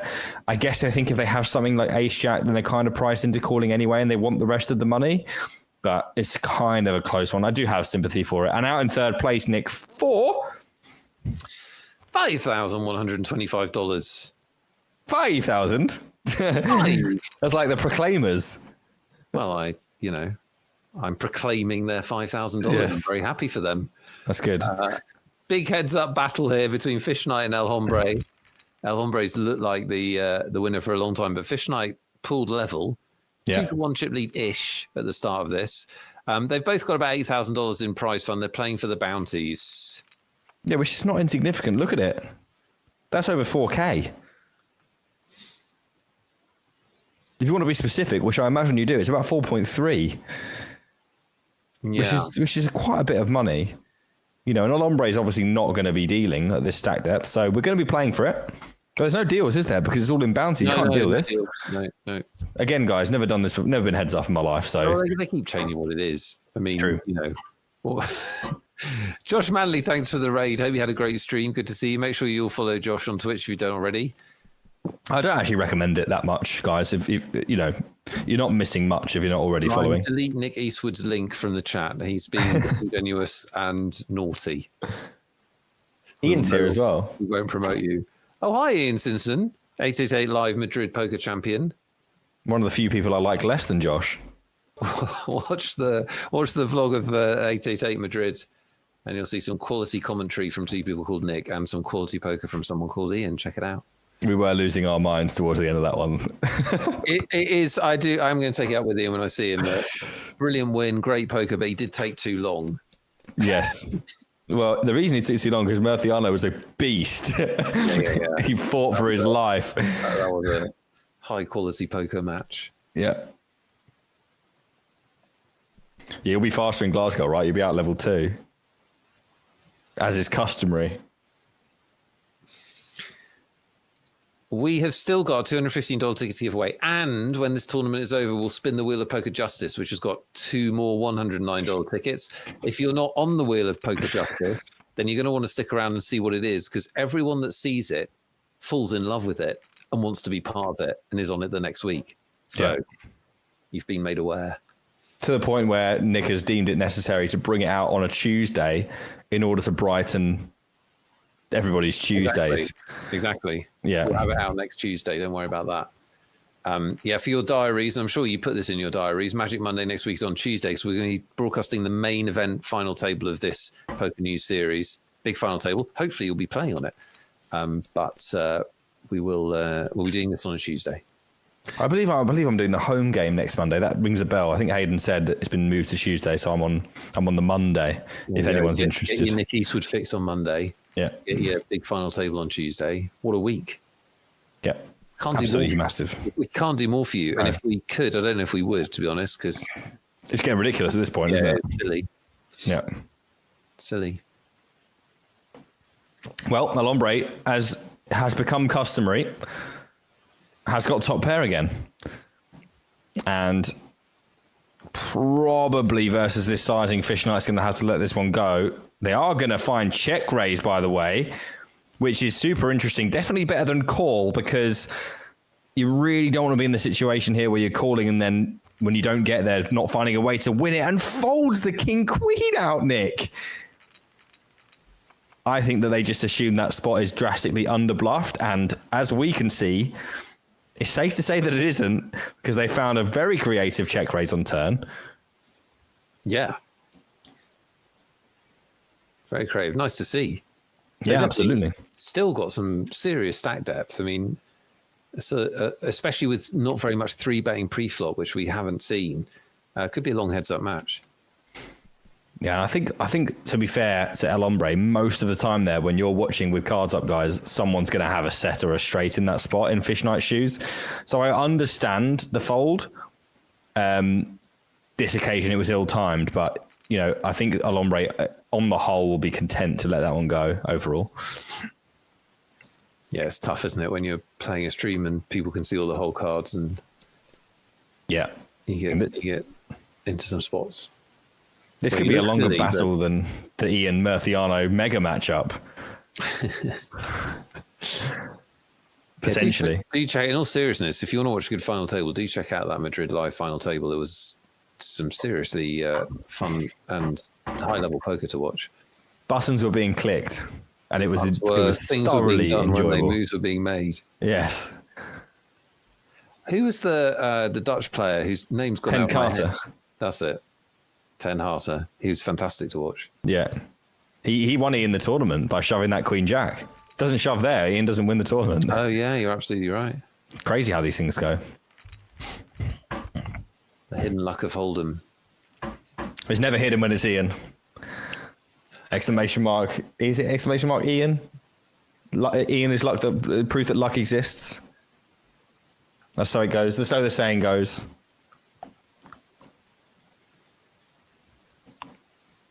Fish Knight here with top pair. Oh, Ombre with the floats. Pretty dead, and by pretty dead, I mean dead on this turn.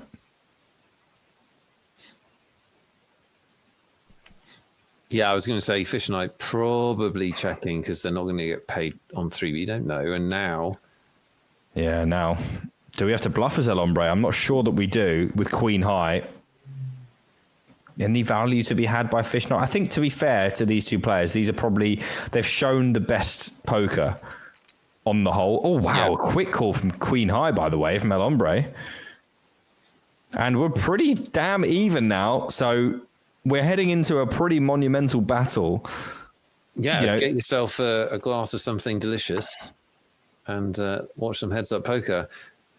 And a reminder that we are going to do a $215 giveaway in a little bit. But we're going to have to watch some poker first, which is not so bad, is it? No. We must take care of what's in front of us first, and that is this heads-up battle. We will reward you once it's done. But for now, we have to watch El Ombre and Fish Knight fight for 4 bags. As you can see, that is exactly 4.3k there on the table in that money. We counted it. And honestly, to get 60 big blinds in here, plus... some good hands have to be found, or one person has to find a very creative bluff, which doesn't often happen. You do see a lot of bluffs in heads up, obviously, because it's so hard to have a hand. A lot of people do a lot of check raising. But they don't. Less often you see someone absolutely launch it off and get called and lose the tournament that way, I find. I mean, you've watched a lot of final tables, Nick. How true is that? Yeah. True. Endorsed. Yeah. Good, because I just made that up. Yeah, but I'm going with it.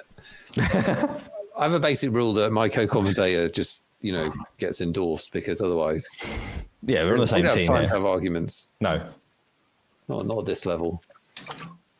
I've only got time for hydration and heads up poker. I see that. A lot of hydration. It's important. Got to keep going. So just while we've got a second, big week in your football supporting life. I'm not sure if... Oh, look, first very frisky 3-bet. I'm not sure people quite understand how... Maybe they do if they watch your stream. You get very, very anxious when Liverpool play, don't you? I would say. Yeah, it's absolutely horrendous. Honestly, absolutely horrendous. I was on my knees on Wednesday when Everton scored. Were you actually? I was legitimately and literally on my knees, head in hands, distraught. It was horrible. I can't get into it too much. And then the Wolves game was horrible as well. I think it's the first time that we've not had a shot at Anfield in a 45-minute period. It's the first time we haven't had a shot in a half of football since 2003. Yeah. What, at home or away or anything? Yeah, just in a Premier League football game. Yeah. It felt like that as well. We're getting dominated by 17-point Wolves. I think we were just tired from the... They were shattered, but you can't be, because now we've got to go again twice. Yeah, but it's against Villa, right? Who are also shattered. Josh Manley says, "Let's go Villa." Yeah, we don't. I told you we don't like him. Well, now I don't like him. I thought he was all right. No, he's not. Nice. I'm telling you, it was nice. No, I should trust you more. Exactly. Endorse me, as you say. Some things could happen here, though. We could begin to see some separation. As Fish Knight flops the open ender and El Hombre's got top pair, and those two hands are hard to come by heads up. We're going to see check call, and that, unfortunately, for fans of $215 tickets, will slow things down in terms of El Hombre. I mean, I really do like barreling again here, and this is a perfect sizing. About geometric here, as 10 big blinds are flown into the middle. Now El Hombre, tough spot, no real... Just all we've got is the hand that we have. We've got a pair of nines, which is a good hand. But can we cling on? Fish Knight now, with the opportunity to launch a big bluff, like we've been talking about. I don't think they will send all in, but certainly could see a large river barrel here. We've got 8 high. We've got 8 high. He's giving it up. I am surprised. Yeah, I would have loved to have seen a bluff there. We have seen them make bluffs on this final table, and you just couldn't ask for a better run out. It's quite interesting, actually, because they would have been trying to make fold kind of almost exactly the hand that El Hombre actually had. Yeah, I mean, maybe they think that folds on the turn. So once they get to the river after being called when they overbet on the turn, they think there's not enough hands that will fold the river because they expect them all to have already folded. I'm not sure, but I guess that's what they were leaning on, because you can't really check back 8 high and hope to win, obviously. Interesting one. Yeah, it was interesting. Formici has a health warning for you. Says, be careful, excessive water consumption can lead to a condition called hyponatremia. That sounds about right. I'm going to continue to drink water. How much water would you have to drink to get hyponatremia? I think it's a lot. Most of it's just going to, come out as number one, isn't it? It's going to be fine. Yeah. That's why I drink Monster instead. Oh dear. There's got to be some sort of tremia for that as well. Lengalad says El Hombre is an Irish pro. He's got this in the bag. How do you know that, Lengalad? How do you know that El Hombre is an Irish pro? Because that account's only been with us for a few days. I mean, you can clearly see that they're playing at a reasonable level. So they must just have decided to flick in for the PokerNews tournament, which is understandable. It's a great series. Exactly. We are no closer to crowning an Event 4 opening event champion. Well, we're a bit closer because feel like we've been doing this for a while. Yes, we have, but we are no closer, Nick. How much? If you think we're closer, what percentage closer would you say we are? Because I don't see it.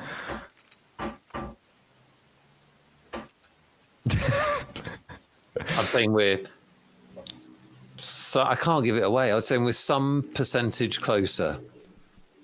Yes, that's fair enough. Okay. Fish night with the bet. This is an interesting one. We've got straight draws and flush draws abound. Going to be check call and a straight fail Ombre on the turn. Still that flush draw for Fish Knight, who could consider another barrel here.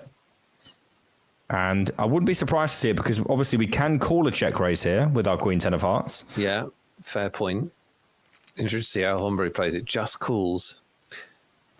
And I imagine another shutdown is in order, especially with this hand. I'd be surprised to bluff this, having not bluffed. Oh, wow. That's interesting, half pot as well. I don't know about that one from Fish Knight. The 8-7 seemed like a much better spot. Like, you don't want to have hearts. You want to have your opponent to have hearts and to fold them. What's really interesting watching players play when you can see all of the cards is that players do not play consistently, as in there's two bluff spots there. One they take, one they don't take. And if you're going to predict, you'd have predicted it the other way around. 100%, yeah. So they do bluff. It's not like they're a tight player. It's just that it's unpredictable when they bluff. Yeah, I mean, I imagine that they would have pointed to the fact that the overbet got called in the other hand, whereas this one was just 2/3. There's a lot more hands that they could conceivably have been called by on the turn that will then fold the river versus a bet. But I'm not really sure. It's an interesting one. It's a tough one. We're going to see overbet here from our jack that checked both streets on flop and turn. Now deciding that after the action that El Hombre's taken, that it's got to be the best hand often enough to merit an overbet.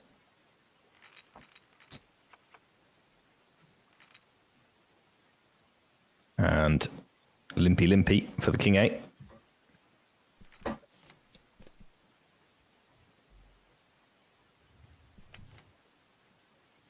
King on the turn. 4 high though. I'm not expecting fireworks here, Nick, I'll be honest. No. I don't think so. What are you doing on your channel at the moment, Nick? Losing money. In any particular style or format? Yeah, cash games. Just cash games. Although I'm planning. I'm trying to get you a promo. Do you know what I'm saying? Yeah. Well, people like it when I lose, so that is a promo in and of itself. Yeah, if you like to watch someone lose and lose their head over it as well. Although this week I'm going to play some tournaments. Obviously, we've got the PokerNews series. Nice. There's a chance that I'll be doing a stream with one Lucas Robinson. I haven't baked it in yet, but we are hoping to do one. He wants to watch the football at the same time, and I've told him I am way too unstable to do that on the stream. But it's something that may happen. I don't know if people will be interested to see that, but I think people would love that. I think it'd be quite the spectacle if we do it. Because I am honestly unhinged when I watch Liverpool play. As you know, you're quite calm. You're a bit calmer. Because you've got like this demeanor that's like, I think we're going to win. We're going to win. Don't worry about it. I can't. It does depend. I was not calm on. You weren't calm? Yesterday, I was not calm. That's a tough one. Because we were bad. We were shocking. Lose. So I started shouting at them like they could hear me. Yeah. I was like shouting at Darwin to close down. Like it was just, he was doing it. I was like, go on, lad. No, it was just bad, dude. It was bad. So my wife is not into football. And when I do that, she just stares at me like I'm 7. It's like, they can't hear you. Look at this. Huge bet from El Hombre, trying to make this look bluffy. Yeah, I mean, going for the maximum value here with top trips, hoping that something gets sticky, but Fish Knight sniffs it out and will keep themselves alive. Yeah, my happiness is entirely dependent on Liverpool, to the point where my girlfriend really wants us to win, even though she's a Spurs fan, just because she can't handle it. Otherwise, I don't speak for like hours if we don't win. Oh, this Nick, is what come on. I was hoping. I can't punish April when Liverpool are bad. It's nothing personal. I just can't bring myself. I hate it. I just can't. You don't understand. It's just horrible. I can't. I told myself this ritual is if we lose or something is badly wrong, I go for a walk for about 20 minutes, and when I get back to the house, I have to have That's good, yeah. But you've seen more than I have flopping a straight. I've seen if I could talk, the stories I could tell. Yeah. Flop for fish night. Well done. Yeah, a very, very nice flop for fish night. Not a lot going on for El Ombre, but they do have a gut shot and they will continue. Things get better for fish night, who picks up a flush draw now, but unfortunately for them, value extraction is going to be particularly difficult on this occasion. Question in the YouTube chat, Nick. Yeah. What do you do with pocket sevens? Raise or rip? But they don't say the stack. That's a question from Angelo. Yeah, I get dealt pocket sevens in a 250 big blind cash game. I'll just bang it in. How does that work? Generally speaking, just pop that in there. Can't go wrong. What is the biggest stack? What stack depths would you consider not shoving sevens? Like, when does it become an open? Just fill in that blank for Angelo. I mean, it depends on the positions, but somewhere in the region of 20 to 30 bigs, I guess. 20 to 25 big blinds, you're going to stop shoving and start opening. But you can 3-bet shove it, so it depends. What's happened, If it's forwarded to you, you can't just open rip it, can you? You can't. Crazy talk. Nonsense. Unless you're obviously Frankfurter, whatever, isn't it? I can't remember. Frankfurter? What is it? Frankfurter. He was your favourite player. I know, 15 minutes ago. Now he's changed you. Yeah. I've got a short memory. We're going to give away a $215 ticket. Are we? Yeah. Wow. Yeah, we are. Are you sure about that? This ticket is for the main event of the PokerNews Championship. Now, that main event is a 300k guaranteed tournament. So someone listening to my voice now in our chat will be playing in a 300k tournament for free. It can't be me. It can't be you, I'm afraid. You're literally part of a critical part in deciding who plays. Okay. You got a question then, have you? I have, yeah. Wow. So we're going to play Nick Thinks. Only one winner. So whoever's closest to Nick's answer wins. You're trying to figure out what Nick will think. And it's going to be a question about Nick for Nick. I should know that then. So you should know I'm well that. Positioned. Only one guest per play. You can play in YouTube chat or Twitch chat. You can't play twice, one on each platform. Everyone hates people that do that. So Nick, the question requires strong self-knowledge. You are being offered by a drunken lunatic £1,000 for every push-up you can do. The rules are you can rest, but you must rest in the push-up position. So you must rest in you can't lie down. I can rest at the top. Yeah. Yeah. Okay. How many push-ups would you do? And is it to failure? To failure. To when you quit. You get £1,000 per push-up. You can rest, but in the push-up position. How many push-ups would you end up doing?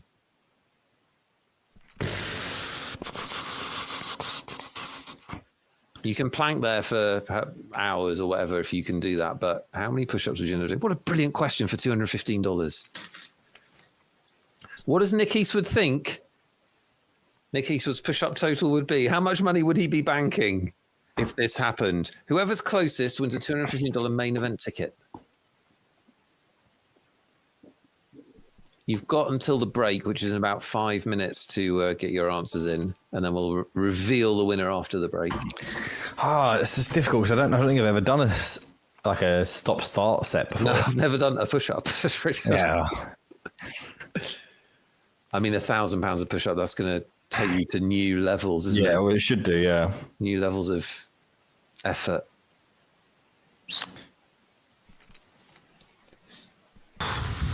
While Nick works that out, this is the closing stages, the heads-up battle to decide the PKO, the opening event PKO edition of the PokerNews series. This was a 100k guaranteed tournament. We've got these two players left, obviously El Ombre, Fish Knight. They've played a fantastic final table. And they have chopped up about $8,000 each. And now they're playing for the bounty amounts above their head. And the title, of course. We'll be here until this tournament's over. And then we'll spin the Wheel of Poker Justice, which if you've never heard of, you will want to watch because everybody that watches it falls in love with it and then gets their name on it the following week. It sounds like you're actually doing the push-ups at the moment. I can't say why this is so difficult because it would give too much away, but it's a very difficult question. Excellent. Trip 8s for Fish Night on the river, and they needed this. but unfortunately, there's not much money in the pot. I'm gonna just do that. Nick's answer is in. Lime will tell you when the contest is closed in chat, and we'll reveal the winner of that huge ticket after the break, which is coming up in just a few minutes. Killer Joe says, money can't motivate you that much. Once you're out of gas, you're screwed. I am going to try this, though.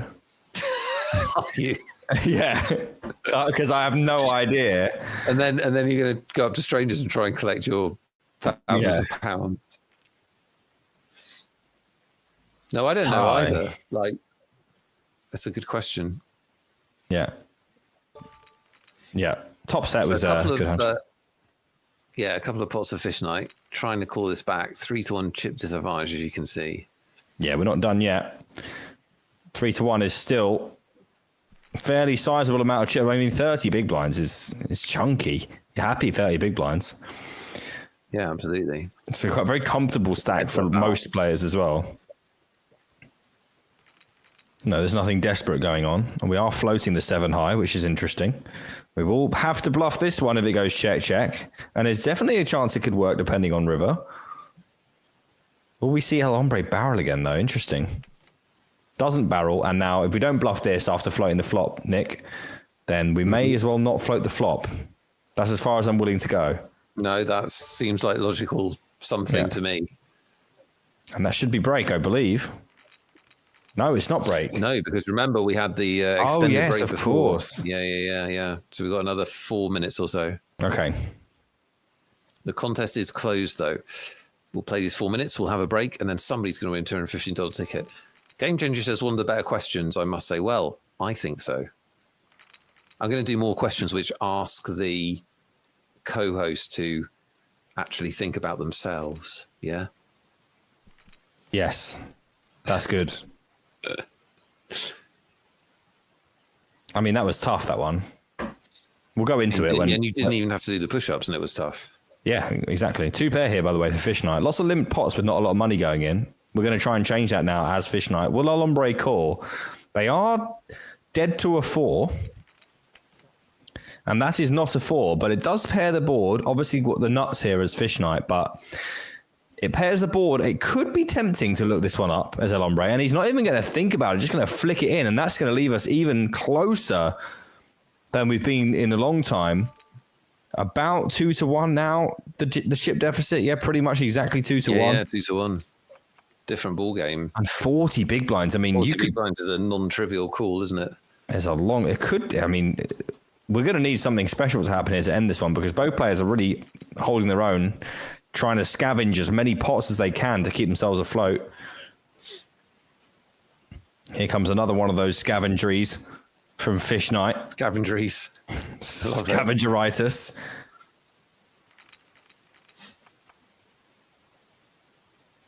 Ace Jack for El Ombre. Good enough for the pot. We are about 2 minutes away or so from our break. Can anyone extend any sort of lead before we do take our second leave of the night?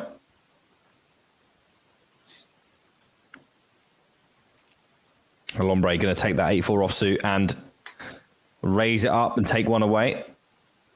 As I said, everyone doing their very best to stay and increase their current chip stacks. King 2 offsuit on the button. Loads of... These are the type of hands that you get dealt heads up, Nick. You have to do what you can. And it does... Obviously, they're both good players, and it does feel like, unless there's a cooler, this could go for some time, just because, like you said, the pots aren't big. And the stacks are still pretty deep. Even after the blinds go up, they'll still be deep for heads up.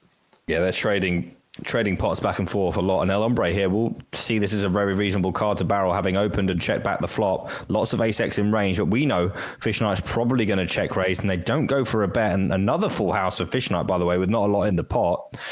Surely time to go for a bet. Will El Ombre pick this one off as well? 2x pot, probably going to be all she wrote on that one.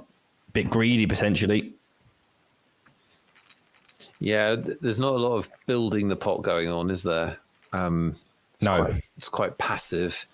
So they call it protecting their range, Nick.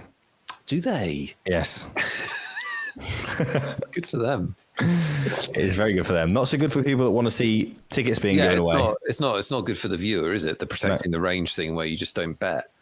Yeah, we are going to see another bet here, though. El Ombre with 2 pair on the turn, a pair of ducks for fish night, but that Queen of Hearts working for them. Yeah, we could get a pot hit. Wow, they just call there. I'm shocked they didn't check raise there. Yeah, maybe just concerned about those hearts or just allowing fish night to barrel off if they so wish. Another full house, by the way, on the river with not a lot of money in the pot. I know. But El Ombre will be happy with proceedings currently.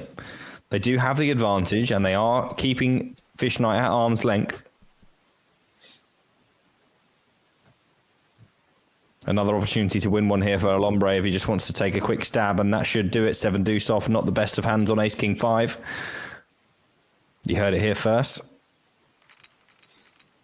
Careening towards the break. We must be in the money in the free roll, by the way. If we are in the money and you made it, let us know in chat. I'll try and get you a shout out in somewhere in the show. But I think we must be in the money by now.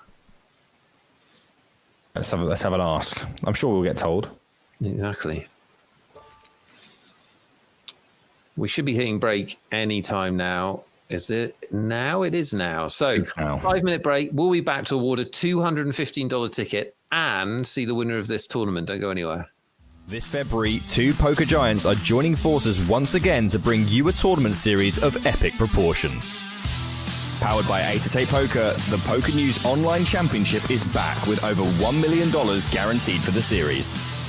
From the 16th to the 25th, compete in a variety of events with buy-ins as low as $5.50. And don't miss the $300,000 multi-flight main event. Play in our daily satellites and you could win a main event seat for as little as 1 cent. 8-8 Poker, made to play.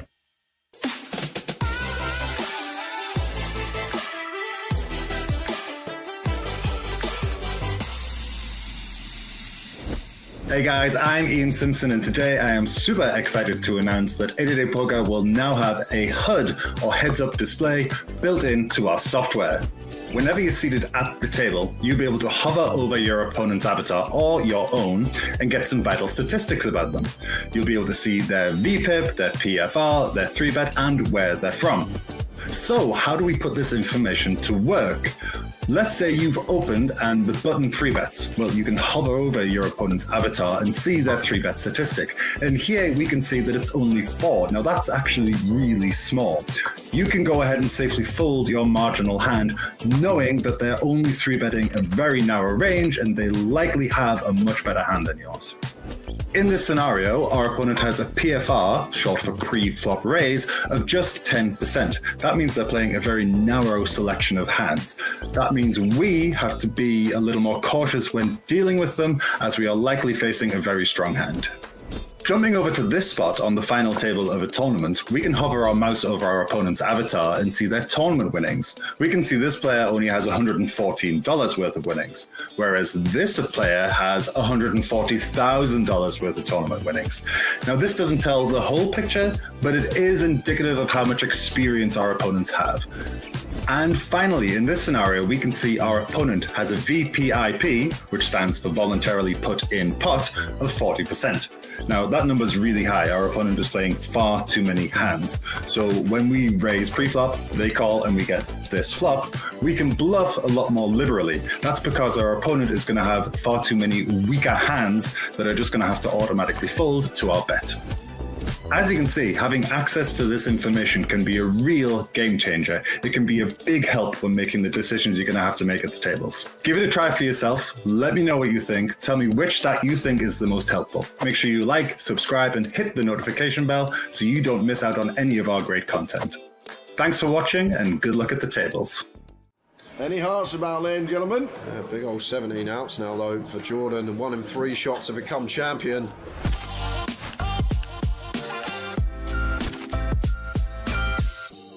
Times. Cartic's all in with 6-4 offsuit on the cutoff. I have to say, Tower, I'm not sure about this one. 6-4 in the cutoff. This seems a little bit loose. He's still got 10 bigs. I mean, we'll probably end up calling here, I imagine.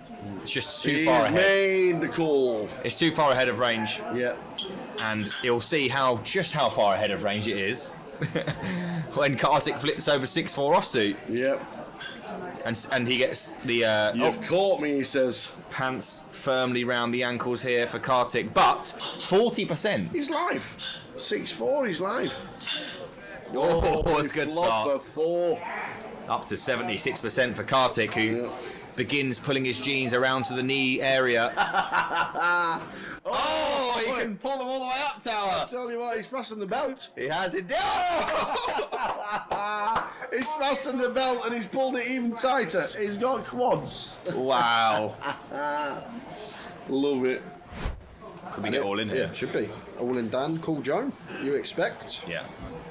And we would have seen the same result had Joan shoves, but as it is, Dan gets to apply what he assumes is chunks of pressure, and Joan has a very simple call with one of the strongest hands you can hope to have five-handed.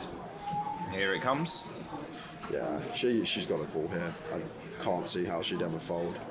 Like, Dan going to shove worse ace-x, going to shove king-queen, queen-jack suited. A lot of stuff we dominate. I mean, we've surely opened this to get attacked. Yeah, Here there comes we go. call. Let's find it. So, are we going to be at the final table, guys? Is this the hand? Here's a flop. And more outs for Joan. Yeah, keep it high, dealer. Ace, king, and queen all working. Yeah, lots and lots of outs here. How about a 9? Oh!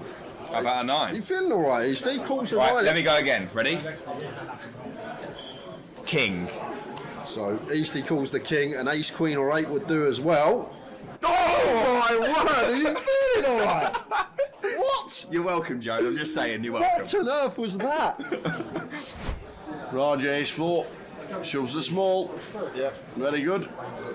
Should play well against most small blind jams, 4-handed. 5-handed, sorry. And in it Welcome back to the exciting conclusion of this heads-up match.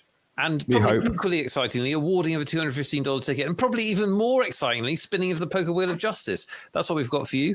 Pocket Nicks on deck. Nick Wealthall, Nick Eastwood, bringing you the action. It's been a good final table, hasn't it, Nick? It's been very interesting. There's a lot to keep us going. The heads up is taking a little bit of time to kick into action. A bit of strange stuff going on, but it's been a very enjoyable final table. We got off very quickly. Lots of pocket pairs were being dealt. The dealer had somewhere to be. But since then, we were entertained by Frankfurter, obviously, and now heads up. Both players battling with not very good hands, as so often is the case. To try and find a champion. Yeah, let's see what we get done. Definitely the way it's been going could go on for a while longer, but we'll see. Fish Knight's going to bet here with a straight draw and a pair. It's the kind of hand that makes me think that Fish Knight went away on the break, splashed their face, looked in the mirror and said, no, I'm not having this anymore. Well, if they bluff all their chips here, you'll know that's true. I know they do. Well, they have had to give up, and now El Ombre has a very, very large, tasty-looking 4-1 almost chip lead.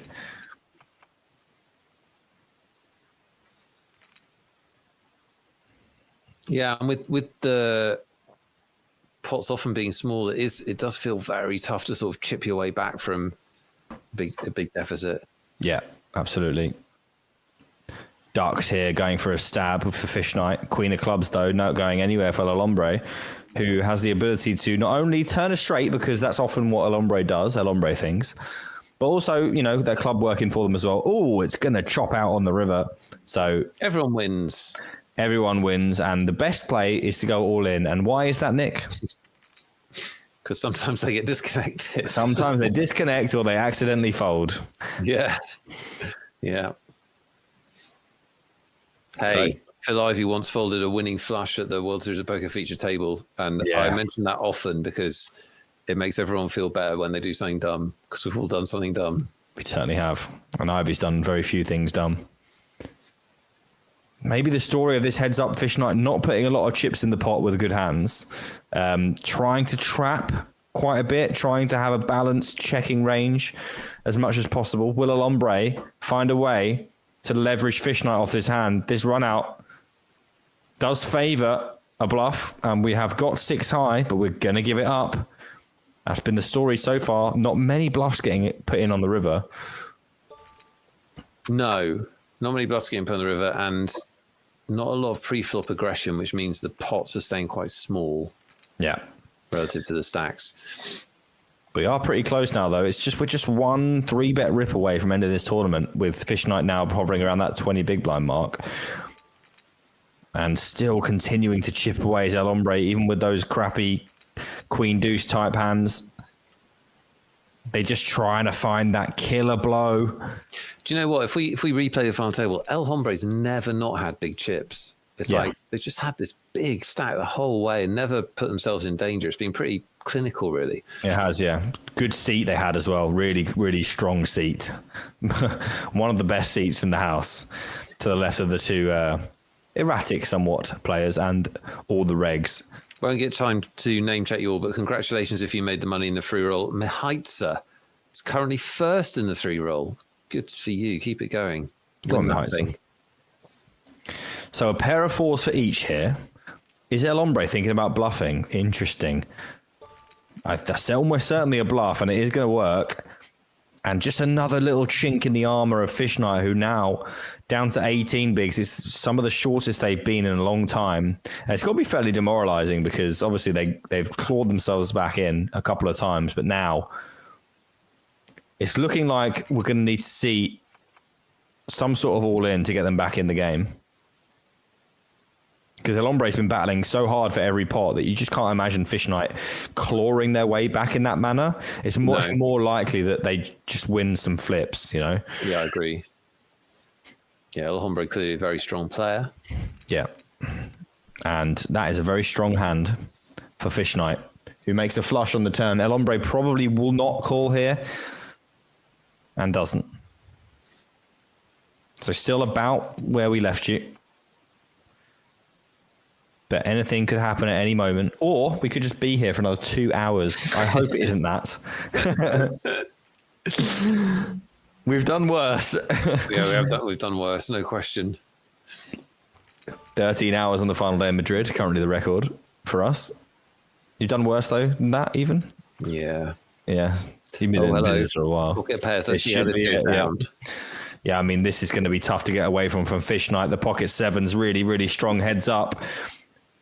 Only one of the few hands stronger is pocket 9s, and I believe this will go limp and shove, and El Hombre will have the opportunity to win this tournament by calling, and does, and there is a 9, and it has to be runners, and it isn't, and El Hombre deservedly takes down this event. Amazing stuff from El Hombre. What can you say? They dominated the final table, as we were just saying, didn't have big chips and manages to convert. And they both took home about $8,000 in prize money. And let's just double check. El Hombre took home 5,700 in bounties in total, and Fish Knight took home 2,800 in bounties in total. So huge takes for both of them. Well played to both of them. Great stuff. Now, we've got some important business to conclude. A $215 ticket was mentioned and must now be awarded. If you entered, move to the edge of your seat. It might be you. Nick, I asked you, if some loon offered you £1,000 per push-up, and you could do as many as you liked, push-ups to failure, you can rest in the push-up position, you can't lie down. Yeah, how many push-ups would you end up doing? How much money would you be making? So I think if you hadn't added the rest thing, I would have been fairly, I could have given you a really accurate answer. Okay. But with the resting, I don't know how much that being in that position is actually resting or is going to help. I don't know how many more I'm going to be able to do. I know I can do 30 to 35 just in a row, but I don't know how many more I could, obviously I could do them and then I could sit there and wait. I don't know how many more that's going to grant me. So I just doubled it and went with 70 because I didn't have a metric to follow. So 70 was the answer. You do know, because 70 is the exact right answer to the question, how many push-ups with rest does Nick Eastwood think he could do in a row? And we had lots of very close answers. Lots of people obviously answered 69 because that is the best answer to all questions. But one person said 70, and that person is F-Jack Poker. F-Jack Poker, you have won a $215 main event final ticket. How do you feel? Sum up your feelings. You've written yes. And thank you. That seems good. We'll take that. It's too late in the day. You want. Any whoops about? Any whoops about? Our last job, Nick, is to find two winners on the Wheel of Poker Justice. Now, if you haven't seen this before, good God, that's everybody's name.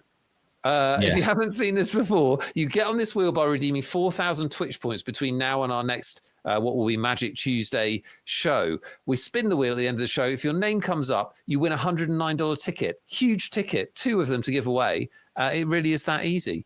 Nick, begin the process by saying the thing. The thing. No, it's spin the wheel. Okay, sorry. That's not going to work. Spin the wheel. Yes! Spin the wheel. I thought I would see if it worked. No, it doesn't. You see, it's a very, very magical Sensitive, and specific wheel. I can totally read that. Nevermore. Nevermore. Now, the catch is, if you're watching this for the first time, you must be here. You must be here in order to claim your prize. You must be in chat. And given how many names there are, Nick, we might have another hour of the show to go. Genuinely. Nevermore, are you here or would you not be claiming your prize? Nevermore doesn't look like they're here. We're going to give them a countdown. 5, 4. Never here is correct. 3, 2, 1. Never won. Never won. Bad luck, nevermore. Respin the wheel of poker justice. Rat-a-tat-tat-tat-tat-tat. That's very good. Who's been good this week? Only good people's names come up. That's what we've established using science. Jeb 75. Jeb? I am really scared by how many names there are. This literally could go on for the rest of our career. Jeb 75, are you here? Jeb, please. You've won before. Have you won again? Yeah, Yes! Jeb. Of all those names, how does it? It's amazing. Jeb, Oh, congratulations, you're our first winner. We need one more winner. Nick, say the thing. Spin the wheel. Spin the wheel. Round and round she goes. How she's powered, nobody knows. Probably just love. It's powered by love. Our second winner could be you. H blank blank K blank blank M. H blank blank K blank blank M. Are you in the chat? You must be in the chat to win. Hello. You couldn't think of enough letters to fill up your name, but can you think about what time you need to attend prize givings? It's looking bad. It's not looking good. It's not looking good. Every time I say spin the wheel, no one's here. When you say it, that's magical. Is that what it is? Maybe you should try again. See what I'll happens. try again. We've got to give them the countdown. 5, 4. Hook 'em. I will hook 'em. They're about to go. 3, 2. My favourite dad joke of the night. 1. Hooked. Goodbye, Hookham. I'm sorry you didn't win. You nearly did win. You had that beautiful moment. Let's find a winner. Respin the wheel of poker justice. Let's see if I'm right about this. Let's see if you're right. Let's see if the magic can happen. Who's been good this week? Who's going to win a $109 ticket? This is non-trivial. The winner is DF906. DF906. Definitely a real name. There. It's yes. DF906 is there.